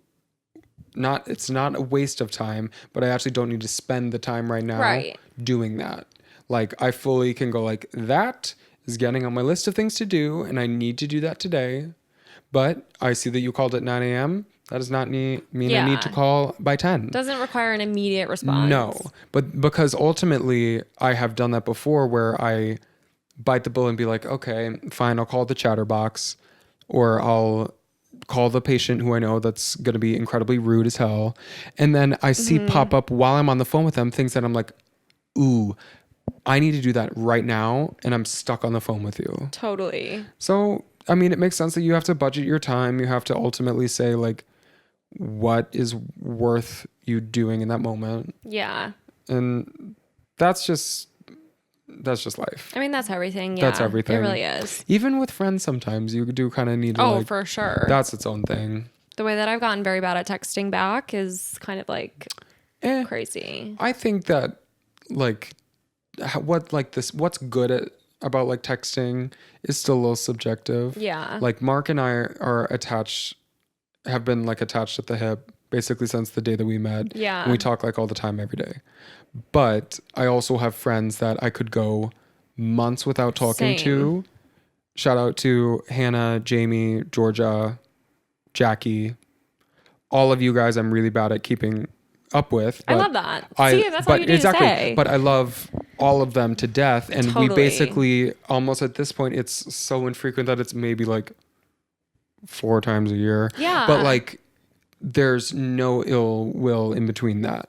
Those are the best kind of friendships. Yeah, or that there are sometimes that I text people and I'm fully like, they're a bad texter, or I'm like, it's gonna rot in their phone, but eventually they're gonna get back to me. Yeah, and it'll be funny, even if it is. And you just several weeks, you need to just kind of frame your expectations around that. I don't think it's appropriate to kind of expect that. Like, I don't either. Like any email, text, or whatever that I send to someone else needs to be received with the same amount of gusto. Totally. Like if you're in a bad place, that's its own thing. So articulate that. Well, and at the end of the day, that is a one-way form of communication. Yes. That person doesn't owe me a response, period. No. And if I get one, awesome. Exactly. And you get it when you get it. Yeah. That's part of the deal. See, we can have a text conversation. It'll probably last like a year. Exactly. And that's what I like about it is it's basically the same speed as writing a handwritten note. Straight up. Or I do have some friends that I like am not afraid to double, triple, quadruple text. 100%. Or send just layers of memes and stupid shit because I'm like, I'm just building you a care package at this point. Right. And when they finally go, haha, love you, I'm like, aw. And if That you was all I consume it needed. all at once, awesome. Yes. That's totally fine. Yes.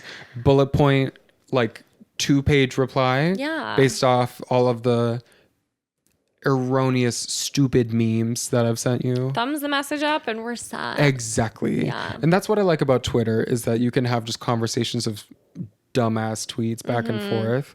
And it's like, we're doing something. Twitter is a superior social media. Twitter is, well, and then Elon Musk bought it. True. Yeah. Do have qualms with that. Hoping he leaves soon. There are all Not these, sure. yeah, there are always these weird like things that start popping up. Like, did you have to turn off 2-factor authentication? So I saw Or are you that. blue? No, I'm not blue. Neither am I. I thought it was only blue people who did, or you have to become blue in order to have 2-factor now. I think. I can't remember which way it think goes. it's you have to have Twitter Blue in order to have 2-factor. In order to be secure. Yes. And someone told me that they were like, and they're gonna log you out of your account if you don't disable it. And of course, because I have an unhealthy obsession with Twitter, I immediately went and disabled 2-factor. It's not worth the risk. No, because it's my source of memes and porn. What am I gonna do? 100%. What am I gonna do? Literally. Read a book? No, that's very scary. I'm actually. Apocalyptic, really. I used to love books. I'm really bad at following up with them. So I recently got back into reading. Ooh, what? Like Reading literally what? just this year. I have had the last several years, I made one of my New Year's resolutions, or I should say like intentions, to read a fucking book or two. And I like have absolutely not been following up on that. So this year I was like, okay, I have some time on my hands. We actually started like a COVID book club with James's family. Smart. Yeah. Which we are only on the third person's book. And I think we've been doing it for 3 years. So we're about one book a year. Not That's bad. That's fine. We were actually supposed to have our most recent book club meeting on this trip, and James hadn't read the book. So I'll have to step up to the plate. Do better, James. Literally. And everyone's saying that. And everybody's saying that. I have a t-shirt that says that. So We literally made it into merch. yeah, we made it into merch. You can find it at Pessimistic@best.com. We'll sell it. Do you have a blog spot? So I used to. Way back when? I did. Yeah. Yeah. Kind of. If I had to dig it up now, I probably could. I can't remember for the life of me what I call my blog. I thought I was really onto something, but I wasn't. Did you have a Tumblr? I was not a Tumblr girl. Really? Blogspot? Yeah. No Tumblr? Kind of like skipped over the Tumblr. I had a MySpace though. Oh, okay. I It was had going more mainstream. I had an American Horror Story Tumblr. No way. Yes, I did. That's actually incredible. Back when American Horror Story was like from season 1 to like was Coven 3. Yeah, that's my favorite season. What was the 4th one? What was after that? Circus? 4, I think, was Circus. Freak Show? I think I stopped then. Which one was in the psych ward? 2. Asylum. That was 2. Yeah. Yeah. I had all 4 of those. It was basically just, oh, hold on. How do you say GIF? How do you pronounce it? So I say GIF. I also say GIF. Yeah. Yeah. Some people have told me it's supposed to be GIF. I know.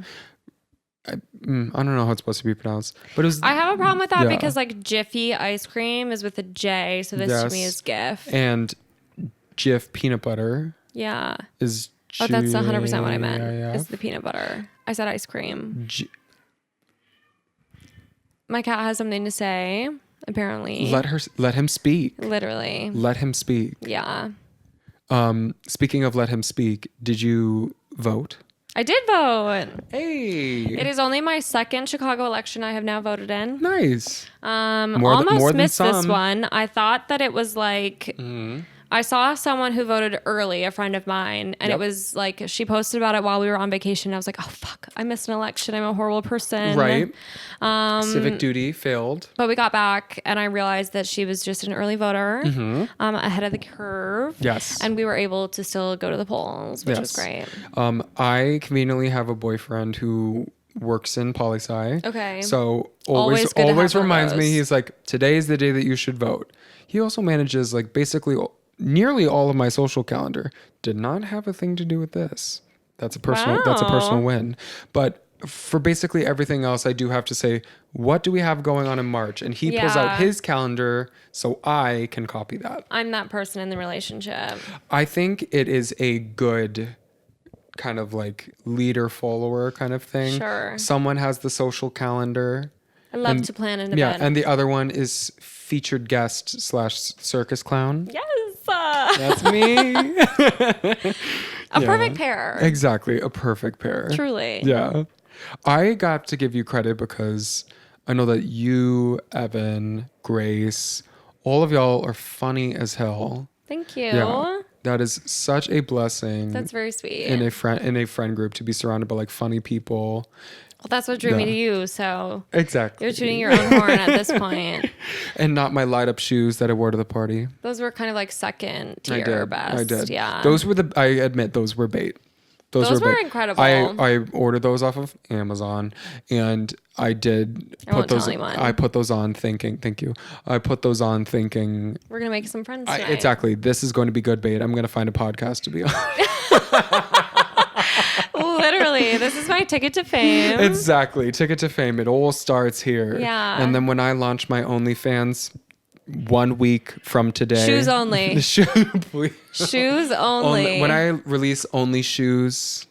That could be. Apparently there is a thing, and again, sorry not to fetish kink shame people, but there is like a kink in the gay community called gear, where it's like you wear like nice sneakers with like matching socks with like a harness and like fancy Interesting. underwear, and they're all color coordinated. I mean, there's that is something. that's like a kink. That's like a fetish for it. Well, because like obviously in the Or just hetero feet stuff, community, yeah. a lot of people are into like women leaving their heels on. Oh yes. Oh That's yeah. kind of like a hot, cute, and cool thing. Impractical heels. Yeah. Impractical heels. And here's the thing: there's Yes. no setting in which heels are very practical, but Mm-hmm. definitely not in a sexual setting. I think that kind of makes the least amount of sense. You want to come say hi? Do you have something to say? He always does. For those of you who are not watching, my son, Sweet boy. my firstborn, is Are they- asking to get on the pod. So older and younger, or like splitting hairs. Oh wait, they were the same litter. Same litter. Oh, okay. He was the first and biggest, and he was the first one to make weight. And fluffiest. And Beatrix was the very last. Aw, does that make her the runt? Is the she runt was the always the smallest and last? Yeah. Oh, I don't know if they're always last. I think they're just smallest, but I Yeah. think the correlation between smallest and last. is frequent. Sure, that makes sense. Yeah. Yeah. Because you're kind of like, Oh yeah, you're like I made it. Yeah. Yeah. Somehow. Phew, yeah. Right. Mm-hmm. Yeah, that makes sense. so he's desperate for your attention. He's kind of obsessed with you, to be honest. So Neat. I think he can sense maybe that he can use my head as a scratching you post can if use you'd some like. cat time. Yeah. Don't tempt him. This is actually a nice moment that's taking place. This is a very tender You're moment. going to have to watch the YouTube episode for this one. Yes, you should. Maybe we'll make a GIF of that. I did say ice cream and I did mean the peanut butter. We're thinking of like Jiffy Lube, Yeah. which is an oil change an place. auto shop, Yeah. which is A lot similar. of options. Which is similar. Which now that I'm saying that though, Mm-hmm. my last name is Georgeson with a G. G-O-R, And I say GIF. So it seems like, G-O-R-G-S-O-N. There's Yeah. no other E. no, there's not. That does trip people up. Yeah, I am always bad at butchering people's last names. So when I did put your last name in my phone first, I put Gorgeson. Yeah, I get Jorgensen a lot. Jorgensen. I get that one a lot. Somehow Okay. we're adding like an extra E and an N. No. See, I'm not doing that. Yeah. But also, my last name is like very hard to pronounce.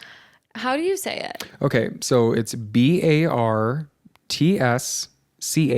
Okay. So what do you think that is? B-A-R. TSCH.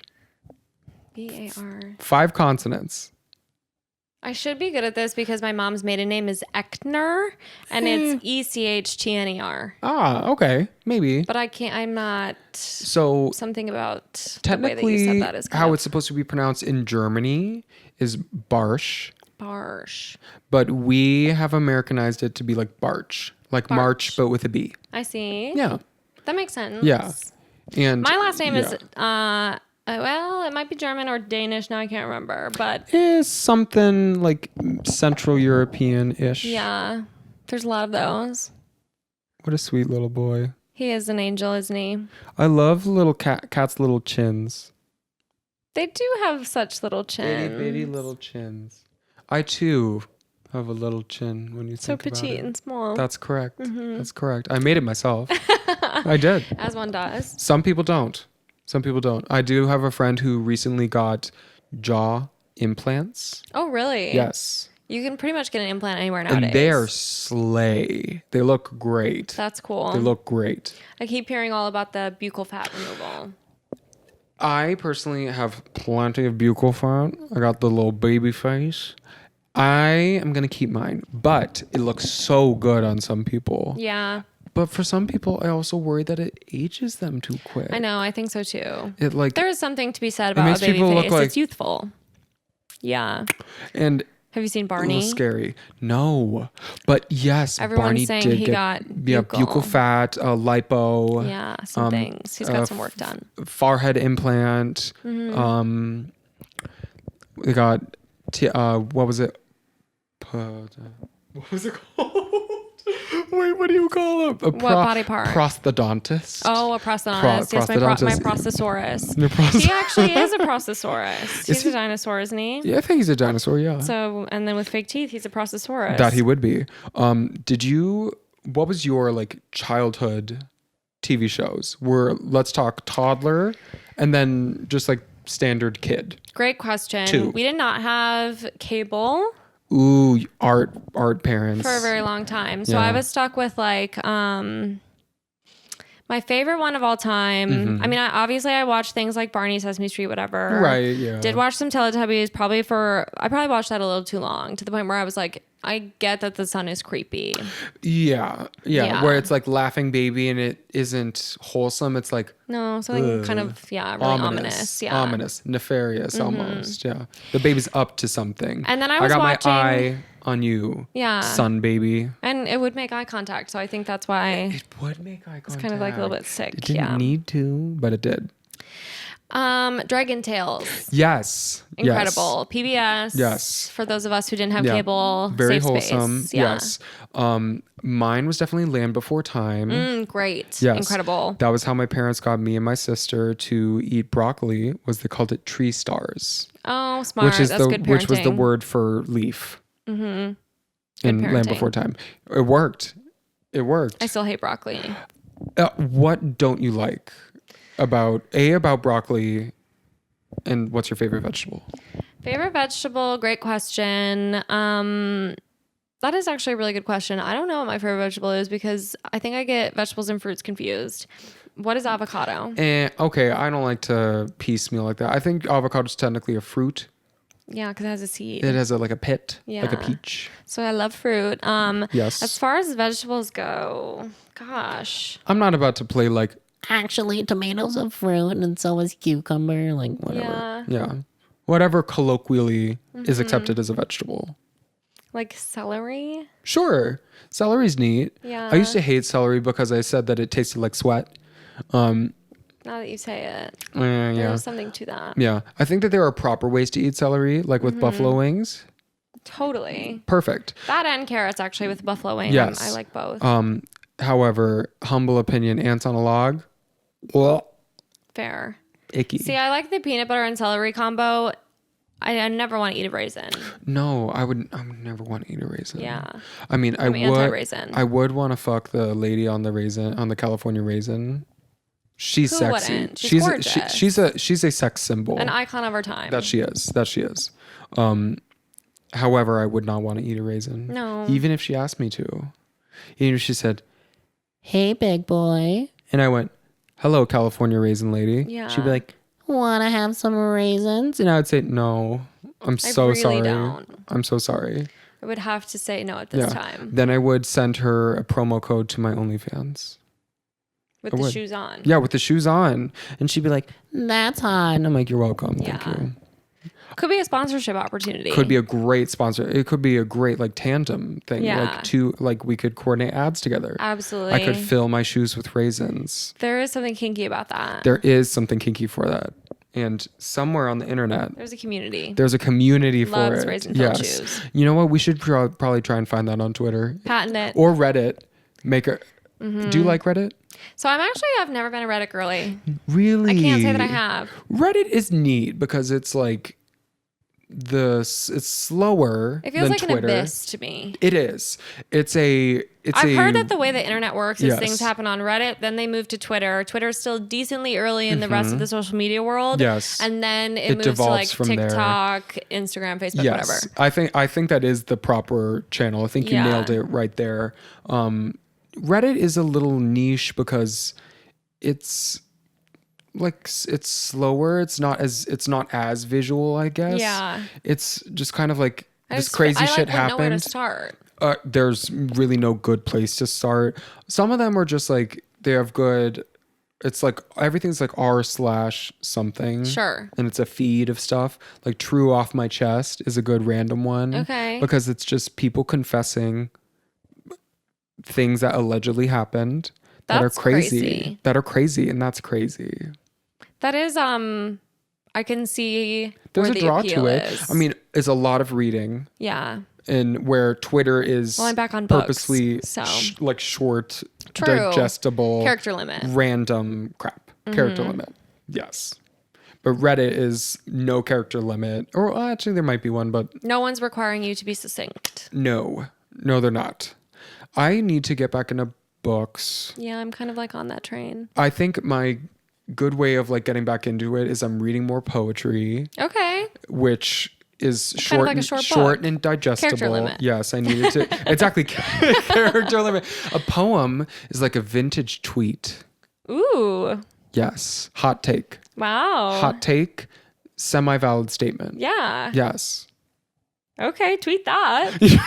I'm gonna Somebody. fire tweet. Yes, that's a good idea.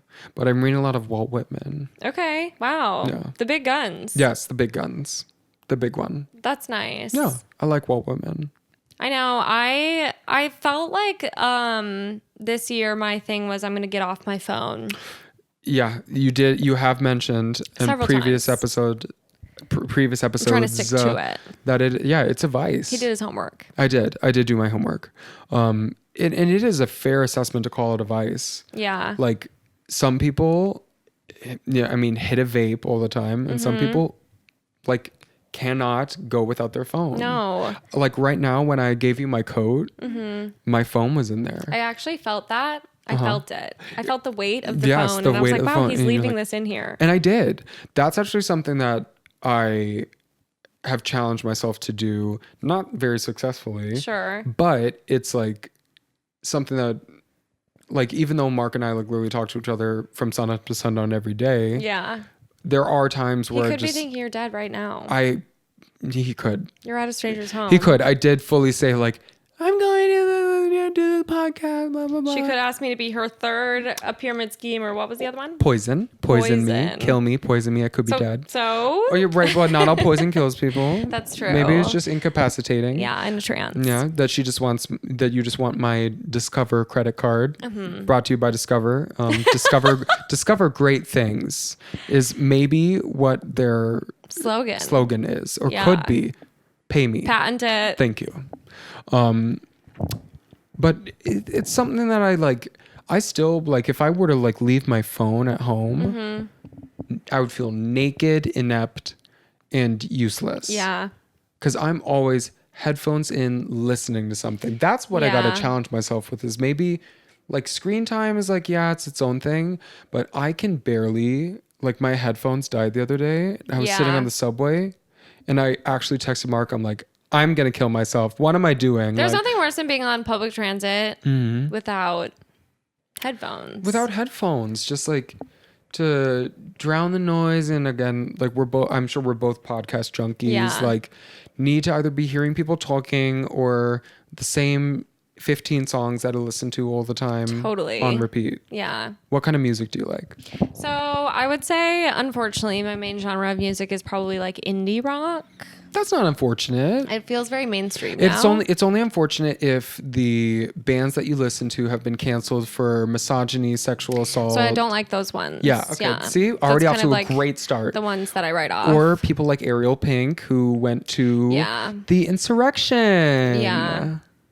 That's the thing. Did like their music. Oh yeah. Put your number in my phone. Is that Ariel Pink? Yeah. Yeah. Can't be an insurrectionist sympathizer though. No. Where were you on January 6th? That's what we gotta ask. Where was all the I indie on January? bands. I was at work in the GI clinic because I fully was like, I was like walking back and forth going like, hey, can you believe that there's this protest? And then within an hour, I was like walking back, holding my phone like sideways, going like, this is on the news. Kind of Crazy. dystopian, to be honest. Very dystopian. Especially while you're at work. Oh, surely. Oh, like at work, like having to pretend things are normal and people are going like, my poop is different. Especially when working in poop. Oh, deep in the shit and watching shit. In the most literal sense. Absolute shit. Crazy. Yeah. It's very funny. Also meta. Something about it. I mean, I can't believe that I managed to rope Ariel Pink back to poop, but... You have a natural talent for that. I do. Jesus and Christ. put that on the resume. Oh, yeah. Can relate anything. Anything to poop. Fecal matter. Oh, yeah. Back to feces. Do you have any like top 2 favorites as of late? Artists? Maybe not all time, but just poops? as of late. No. Well, as of poops, yours would be going or not going at all. Yeah. Artists would be. So one of my favorite artists of all time is TV Girl. I don't know if you're Yes, familiar. I saw them recently. Did you? I've seen them live 3 times. Yeah, they are really good live. Really good live. They recently had kind of a resurgence because one of their songs like popped off on TikTok. Yes. So they went on another tour without even releasing an album. Uh-huh. So I actually saw that album's tour twice. They're really talented. They're very fun. My friend who got the jaw implant was the one that took me to their concert. They're really good. They're really, so really good. Groovy. What are some good songs from them? Their French Exit album I love. Yes, Lovers Rock is a good one. Mm-hmm. Blue Hair or Indigo Hair, something like that. I think it's just Blue Hair. I think it's just Blue Hair. Yeah. Is a really good one. In between some songs that they did, the main singer ate a banana on stage. I thought that was really neat. Mm-hmm. Yeah. Something kind of raunchy about that. Yes. I really like TV Girl. That's an excellent choice. Yeah. They were like my favorite band for a really long time. Sure. Would love for them to put out some new tunes. Hint, hint. They totally can, because one of them is still like, I think it was the main gentleman. I don't know. I'm not going to pretend like one of them is the A man and the B man front runner, but one of them has written, at the concert, he was talking about how he wrote some songs for like some pretty high profile people. Yeah. So he's the capacity to write some music that TV Girl could do. Yeah. I would love to see. Keep it in-house. Especially given that I think that they have their own resurgence. TikTok can offer that Totally. to literally any artist. I mean, any at this point, if you go viral, ride that. Yeah. Gaga's Bloody Mary. Totally. Getting featured on one TV show, which low-key was like an incredibly big one. Technically not low-key at that point, maybe high-key. But it had this big resurgence just because they can figure out a silly little dance to it. Yeah. And honestly, I mean, sorry to all my Gaga little monsters, but not a crazy song. She has better. She has better. It wasn't even like a single. Yeah. I don't think it was even slated to be a single on No, I don't think so either. On Born This Way? Yeah. I don't think so. I think so. But regardless, TikTok has managed to make a niche song be ultimately recognizable in like the multi-million level of streams. This is crazy. It's so disproportionate, which is funny, but it also can, for some people, if it speaks to them, they're like, oh, I like that. Totally. Like, I like that groovy TV Girl song. TV Girl is a little notorious for a lot of their songs sound similar. Yeah. They have their own very type particular of, style. Yeah, very particular type of groovy style. Almost like, I'm not gonna phrase it well. It's very. It's like it has like 80s. Yes, disco. It's almost disco, like up tempo, like tambourines and like cute little keyboard and a lot of the similar kind of vocal cadence and that type of stuff. Which, like, if they found one song on TikTok, they could say, "Oh, I like all of their discography." Easily. You can't hate a single song. No, that makes sense. They're really good. Did you have another one? So my second, who also recently had a resurgence in a way where they completely shifted lanes, is Allie and AJ. Allie and AJ. Yeah. That's a good pick. Yeah, so they kind of like, I mean, obviously I still love all of their old music. Yes. But that's like very much more their pop era. And they've also kind of moved into this like incredible indie space. They make such good music. I don't even know. They put out an album called A Touch of the Beat. The full name is A Touch of the Beat Gets You Up Off Your Feet and Out and Into the Sun, which is like crazy. I love a long ass album. Quite literally a sentence. Yeah, that's actually Maybe more of a sentence than an idea. A run-on sentence even. Probably. I feel like I could fit a semicolon in there. Something. I don't know how to use punctuation. semicolons. Me neither. As someone who isn't good at math or science, I probably should know grammar. Maybe. And I don't. Yeah, I am sure that I misuse them. The only way that I could probably effectively use one is if the next part that I start with is which is basically cheating at that point. Yeah, it is. Yeah, it's cheating. I do think, though, that in the sense of no one knows how to use a semicolon. It's unifying. Yeah, it's kind of like a safe space. It is. The semicolon is more of a tattoo idea than a form of punctuation. And that's so true. That is very true. I've always said that. What is a tattoo idea that you hate that people get all the time? I mean, the infinity symbol feels like a cop-out, but that's definitely one. That's fair. I like when they manage to make something out of it. Yeah. I totally get that it could be a very personal thing. And I like when people have have like stories and motivations behind their tattoos. Too. But ultimately, that's a fair, like, really?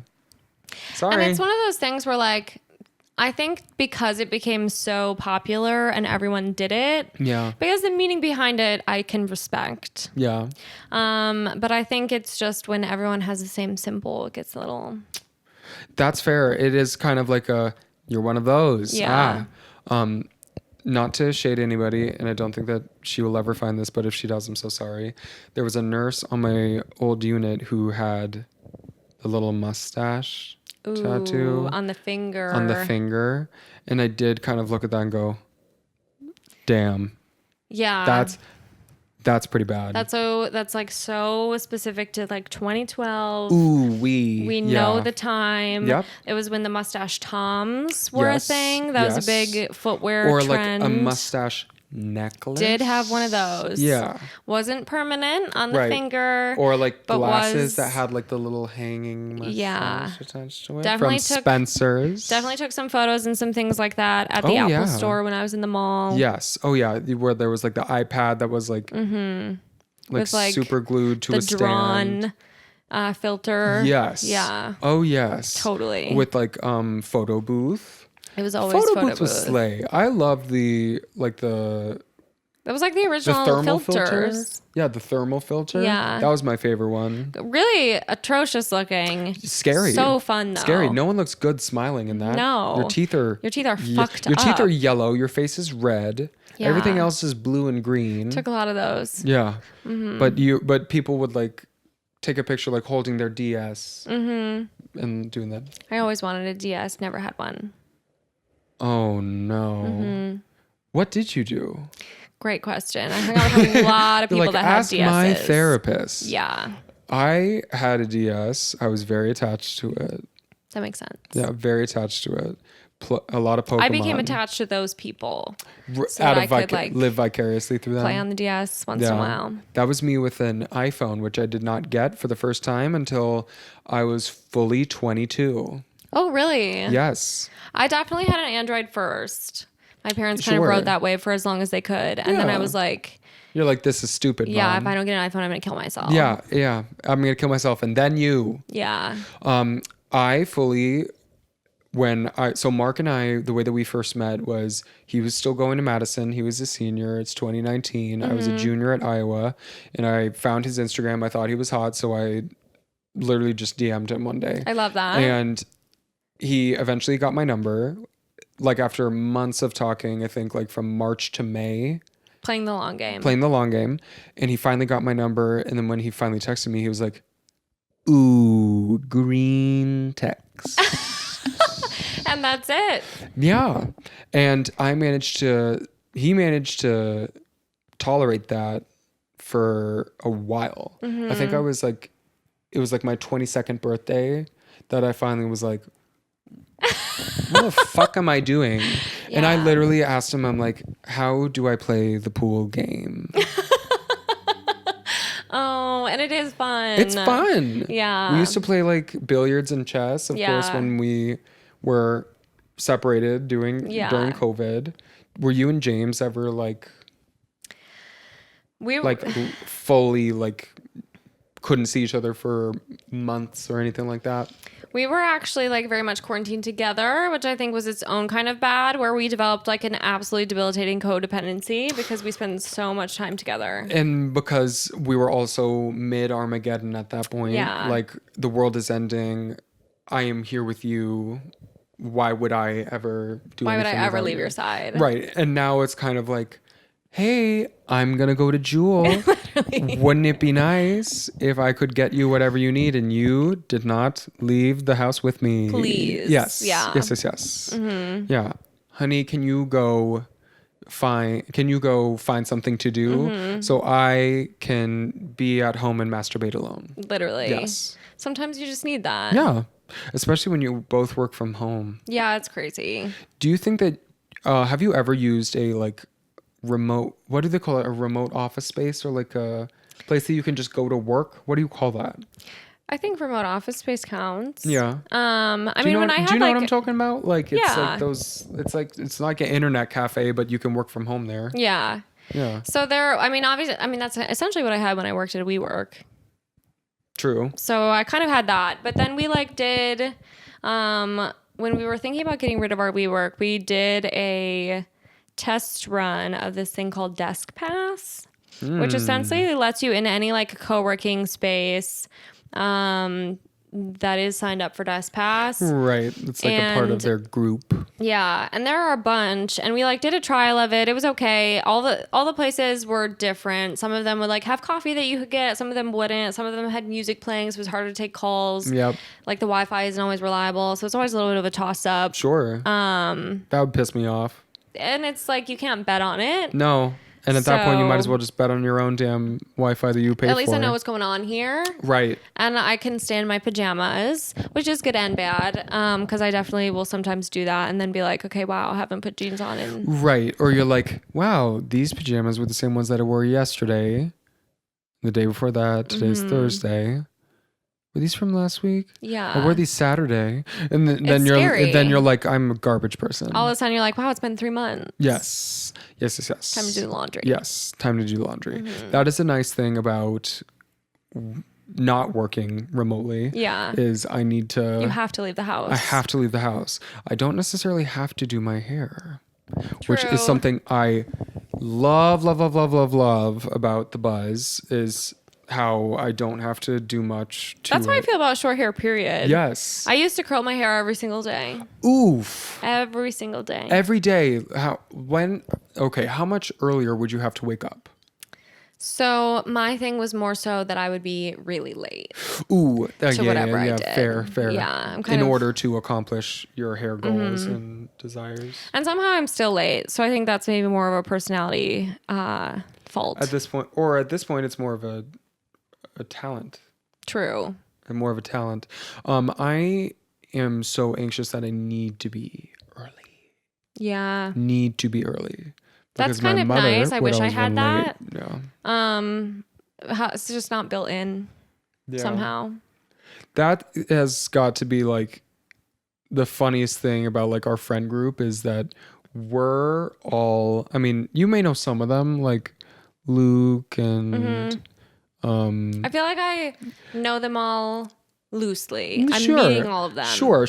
I think part of the convenient thing is that like the familiarity of you to Grace, conveniently Grace to me, random.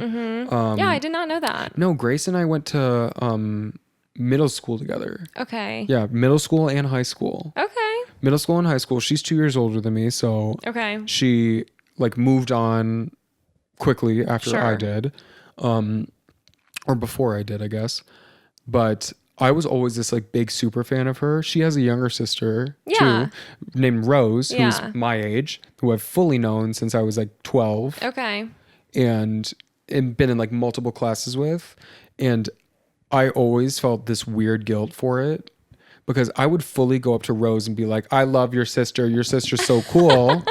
Because she is. I think Grace gets that a lot. Right, which is fair. It's well deserved. It is. But I like didn't really realize it until like maybe like freshman year of college. I was like, oh my God, that was probably so rude to just constantly go up to someone and be like, I'm your obsessed sibling is with your so sibling." cool. I love how you look like your sister, but your sister is cooler and funner. Or like your Grace is so funny. Rose, you are here. Which Rose, you are really funny. Francis, you're funny too. Grace, I you're think also they funny. have a great sense of humor in that family. Yes, they're Mrs. Ferrello is also hilarious. Mm-hmm. All of them are really funny in different ways, A great which I like. trait. Yes, the Ferrellos, lovely. But that's funny about how, like, especially with Big Ten schools. Oh my God, is I know. that you're always 2 degrees away from someone that you know. It's crazy. Yeah. Well, and that's how I feel since moving here because like I met Grace freshman year, knew she lived here, knew we would probably be friends, but I also knew like once we moved here and hang out and stuff, but I also knew she was very established here and like had people. Sure. But she's just such a like warm little envelope. She brought us right on in. Yeah. And I met so many amazing people through her. So. Exactly. And here you are today. And here I am today. And here's your cat. The three of us. Just the 3 of us. And your 4th cat. Well, 4th cat, please. And your 4th Maybe cat, someday. James. Yeah, straight up. And that's why we use pet names. And that, yeah. do you use pet names? Unfortunately, yes. I'm not even proud of it. I just like, I don't ever call him James to his face. Fair. What is something that is well, no, maybe you don't have to say that. I was going to say, what's the most cringe thing you call him? But what's the most wholesome?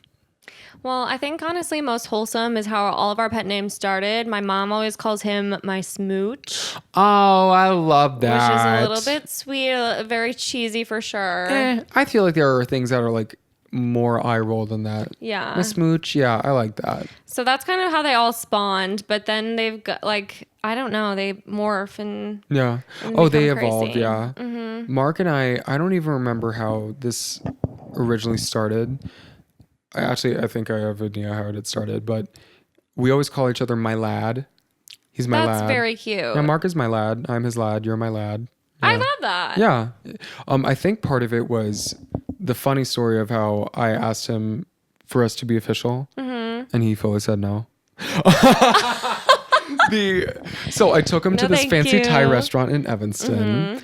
It was perfect. We had been like dating each other for I think about a month, and I hadn't met his friends yet. That was before Pride 2019, Of course. and I was like, "So, like, do you think that we could be official?" And he fully said no.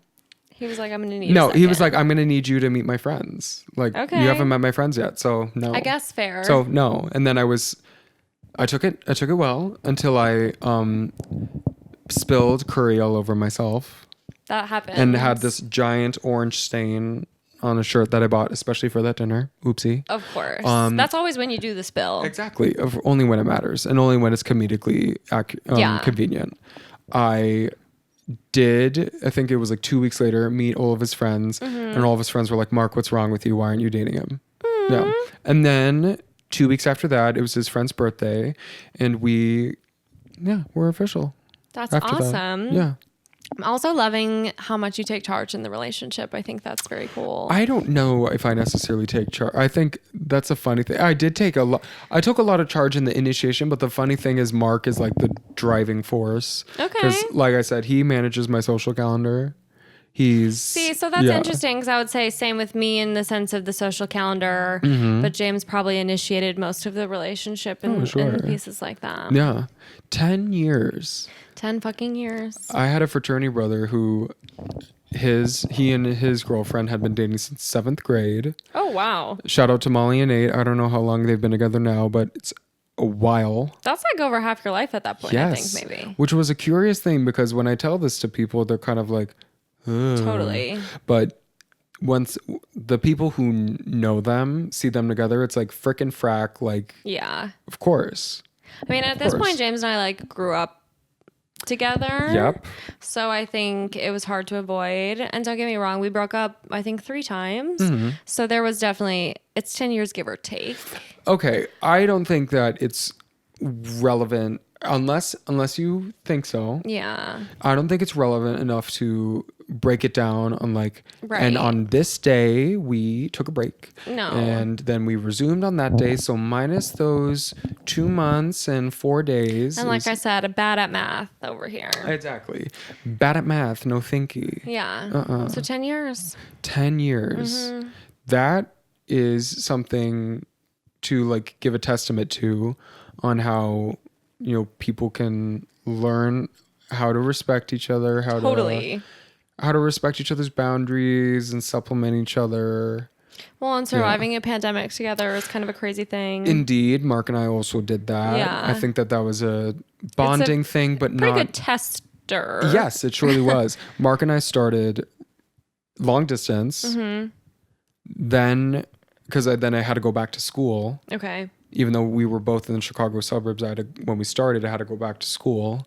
And then the pandemic. And then we went for a while without seeing each other just because of pandemic stuff. And I was living at home with my parents, and they're about the same age as yours, so I didn't want to. Totally. Then it gets testy. You don't want to take any risks. Yeah, and Mark was living alone, or technically I think he had a roommate who was also breaking a lot of COVID rules. So that was also another thing. That'll happen. Yeah.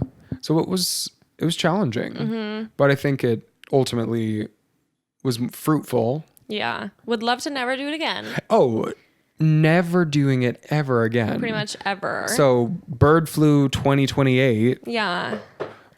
We're actually gonna opt out. Yeah, I actually will not be participating. I'm so sorry. Thank you. Consideration. Yeah, thank you so much for the consideration. I really do appreciate that you've considered me. I think that me and my nursing knowledge and insight and my trauma from working in one pandemic is enough, actually. Yeah. Thank you. Right. So when Super Polio 2029 comes out, I actually maybe I'll opt in for that. That's going to be the one. Yeah, if I sit one out. I could do every other one. Every other, I think that's fair. Yeah. You can only ask so much. Yeah, Mega Omicron Delta Upsilon 2032. We're going to sit that one out. That one I'll sit out. Yeah. Yeah, that one I'll sit out. Got to pick your battles. Exactly. As they say. No, gotta pick your battles. Well, something fun about this is I could literally talk to you all day long. I could too. This is already one of my longest podcast episodes. So I think, one, that means you're coming back. Oh, there clearly has to be a part 2. Yeah. Number 2, poop, again. Electric Boogaloo. Yeah. Ooh. That's nice. I know, I pulled that out, yeah. You did. Yeah. Okay. I mean, technically that has to be the name for the sequel. I don't know what this one's going to be called. So true. Oh, God, we'll fish for something. Lord knows. Josh, if you can hear me, make it funny. Thank you. Make it funny. Make it funny. That's the only rule. Yes. But literally, thank you. This is the start of a wonderful, beautiful friendship. I cannot wait to see how this turns out. It's going to be really good. Exactly. Can I move into your little alcove over there? Of course. Thank you. It's the newborn's room. All I need is a dog bed. Thank you. Easy. Yes. We can make that happen. Well, something I like to do at the end of my episodes that I forget about half the time, but I'm remembering today, is to do a thought exercise. This is obviously a Pessimistic at Best podcast, but the positivity exercise of doing rose and a thorn. Oh, Are you I familiar? love that. Yes, I am. Some people call it peach in a pit. I've never heard that. Really? Yeah. Peach in a pit. I have never heard Peach that in in a my pit, life. rose in a thorn. Piss in a shit. Piss and a shit. In that case, which one's the good one? That's up to you. Okay. Well, then we're doing the piss and a shit exercise because I think that's only fitting for this episode. That is only appropriate. I'm actually going to let you call it rose and a thorn. Are you sure? As a courtesy. I mean, at this point, the amount of times we said this is the max amount of times I've said poop on a pod. James, put it right here on the video of this, maybe, on how many times I've managed to breathe. I actually love that idea. That's a good one. We're tallying. Yeah. We are tallying. Yeah. James, if you've gotten to this point in the podcast, you have probably been tallying this whole time just inherently. And it paid off. It did. It paid off. Now it paid off. Okay, I'm going to say, because I'm a urology nurse, the piss is the good one. Okay. The shit is the bad one, because when you're constipated, it could actually make urinary symptoms worse. That makes a lot of sense to me. It makes sense. And as someone with IBS-C, I'm going to go ahead and say yeah. Exactly. So this is respect to my week, my life as of late. Let's do since I met you. Ooh, since I met you. That was Britt's birthday. I don't remember what day that was. Kind of same. February, right? No? January. I feel like it was January. January. Okay. In the past 2 months of 2023, I've really gotten more at peace. I started a new SNRI. Mm-hmm. And I think that that's really kind of helped me just be more chill, be more mellow. You feel mellow. Yeah. You feel so chill. I think that that's something that I really struggled with for a long time. Sure. Is like wanting to be myself, but not having just the approach. Yeah. Or like hindering myself. And I feel like I have less apprehension with it. That's nice. So that's a good piss. That is a really good piss. That's a good piss. Mm-hmm. Again, that's also trademarked. And what's my shit? Mm-hmm. What is my shit? This is such a stupid one, but my shit is just Chicago weather. I miss the summer. Yeah. Yeah, but you've been here 6 months, so you had at least a little bit of summer. I did. It was like tail end. Yeah. I also love fall, and I feel like I had a pretty good fall here. Fall's not that bad. It's just that winter can be just like... Winter sucks. Winter sucks. This, though, has been a surprisingly rainy winter. Yes. Compared to, like, I'm used to Wisconsin snow. I am a winter baby. I'm a January baby. Yeah. I don't mind snow. Yeah. I don't like being cold and wet. Fair. I don't like being cold and wet. I don't like that tomorrow I have to go see my urologist up at Swedish, and I walk from the Brown Line stop all the way to Swedish, which is like a half a mile. Yeah. And last time I did that, I got caught in the cold, wet rain. Yeah. So that is a good shit. That is good shit. That is not trademarked. Whoever wants it, you can have it. Have it. Yeah. It's yours. It's yours. It's my shit. Now it's yours. Okay, well, those are good answers. Thank you. I think for me, in the last 2 months, my piss... My piss was honestly probably my vacation, which feels like cop-outy, but I think it was in the sense of I got to escape that shit weather you're talking about. That's not a cop-out. Vacations are good for you. Vacations are really good. I also hadn't taken one in a long time because I was saving up so much PTO in order to take this one. Which I think is dumb about how the working world works. Yeah. Here in America, abroad, that is not how it works. It's not. Yeah, you can take a holiday. Yeah. Everybody takes one. Totally. And you don't have to earn it first. No, you don't have to earn it and then plead for it and be like, yes. Stupid. So that was really nice. It was a much needed break. Yeah. We were gone for a week. The weather was gorgeous. It was good to see James's family. Love the pictures of it. Thank you. It was gorgeous. Did a lot of self-timer on the Apple Watch. Oh yeah. Of course. Naturally. Yes. My shit, I would say in the last couple months has honestly probably been, I mean, I was sharing this with you. We spent way too much money on furnishing this apartment when we first got here. Yeah. It was also like I got to Chicago. I was very much in a yes mindset so I could meet new people. Of course. Say yes to everything. Right. Do all the things. Explore. Got extremely poor. Yeah. Which will happen. Being broke is shitty. Yeah. Which is why it's a good shit. Yeah. Again, that's not trademark yet. It's Whoever not. wants it, you can have it. You can literally have it. Yeah. And so, yeah, we're on the up and up though. I haven't been spending as much, which feels great. Yeah. And I think it's one of those things too where like Chicago, it just is more expensive than Madison. Yeah. And at first I was like, that doesn't really matter. It doesn't mean anything. I won't notice. Because literally in Madison, wasn't checking my bank account, didn't have to. Yeah. Now you Right. gotta check.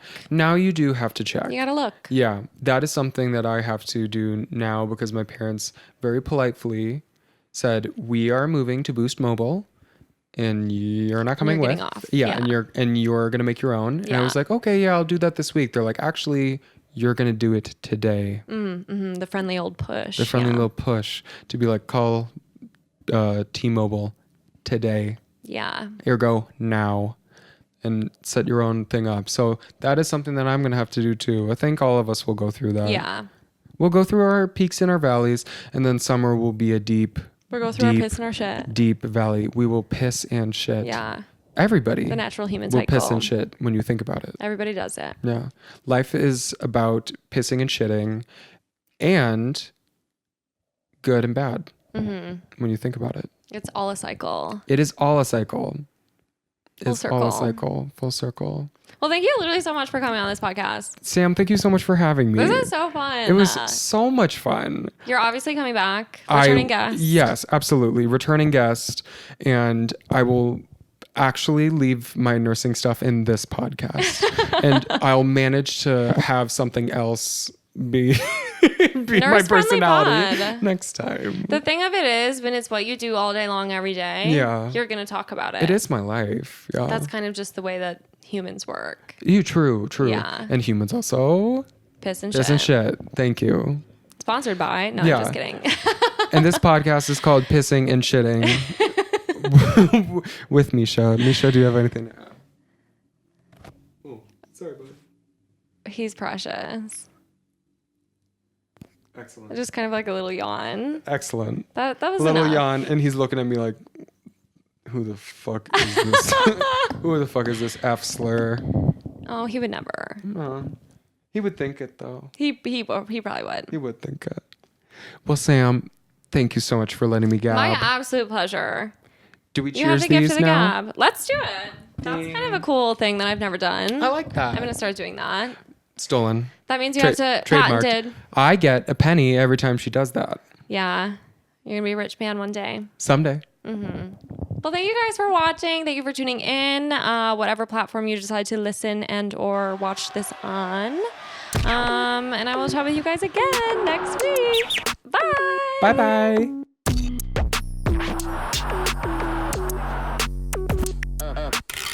Another cathartic convo in the books. I feel better. How about you? Thank you so much for listening. Now I just want to jump on here and say, don't forget to follow and or subscribe to the pod on your favorite streaming platform for new episodes every single week, because I know you can't get enough of me. Additionally, if you want to gain access to exclusive episodes and lots of other goodies, join our Patreon and support the pod with your hard-earned American dollars. You can find the link in our show notes, or you can also visit us at patreon.com/pessimistic at best. And of course, don't forget to follow us on Instagram at pessimistic at best. And if you're as obsessed with me as I am with you, you can find me at Sam Georgeson on all platforms. And last but not least, I'd like to give a special shout out to my podcast editor and producer, the love of my life, James Arbai. today, whom I literally could not do this without. So thank you, James. I love you so much. And thank you guys for joining me again this week. I love you too. And I cannot wait to chat with you again soon.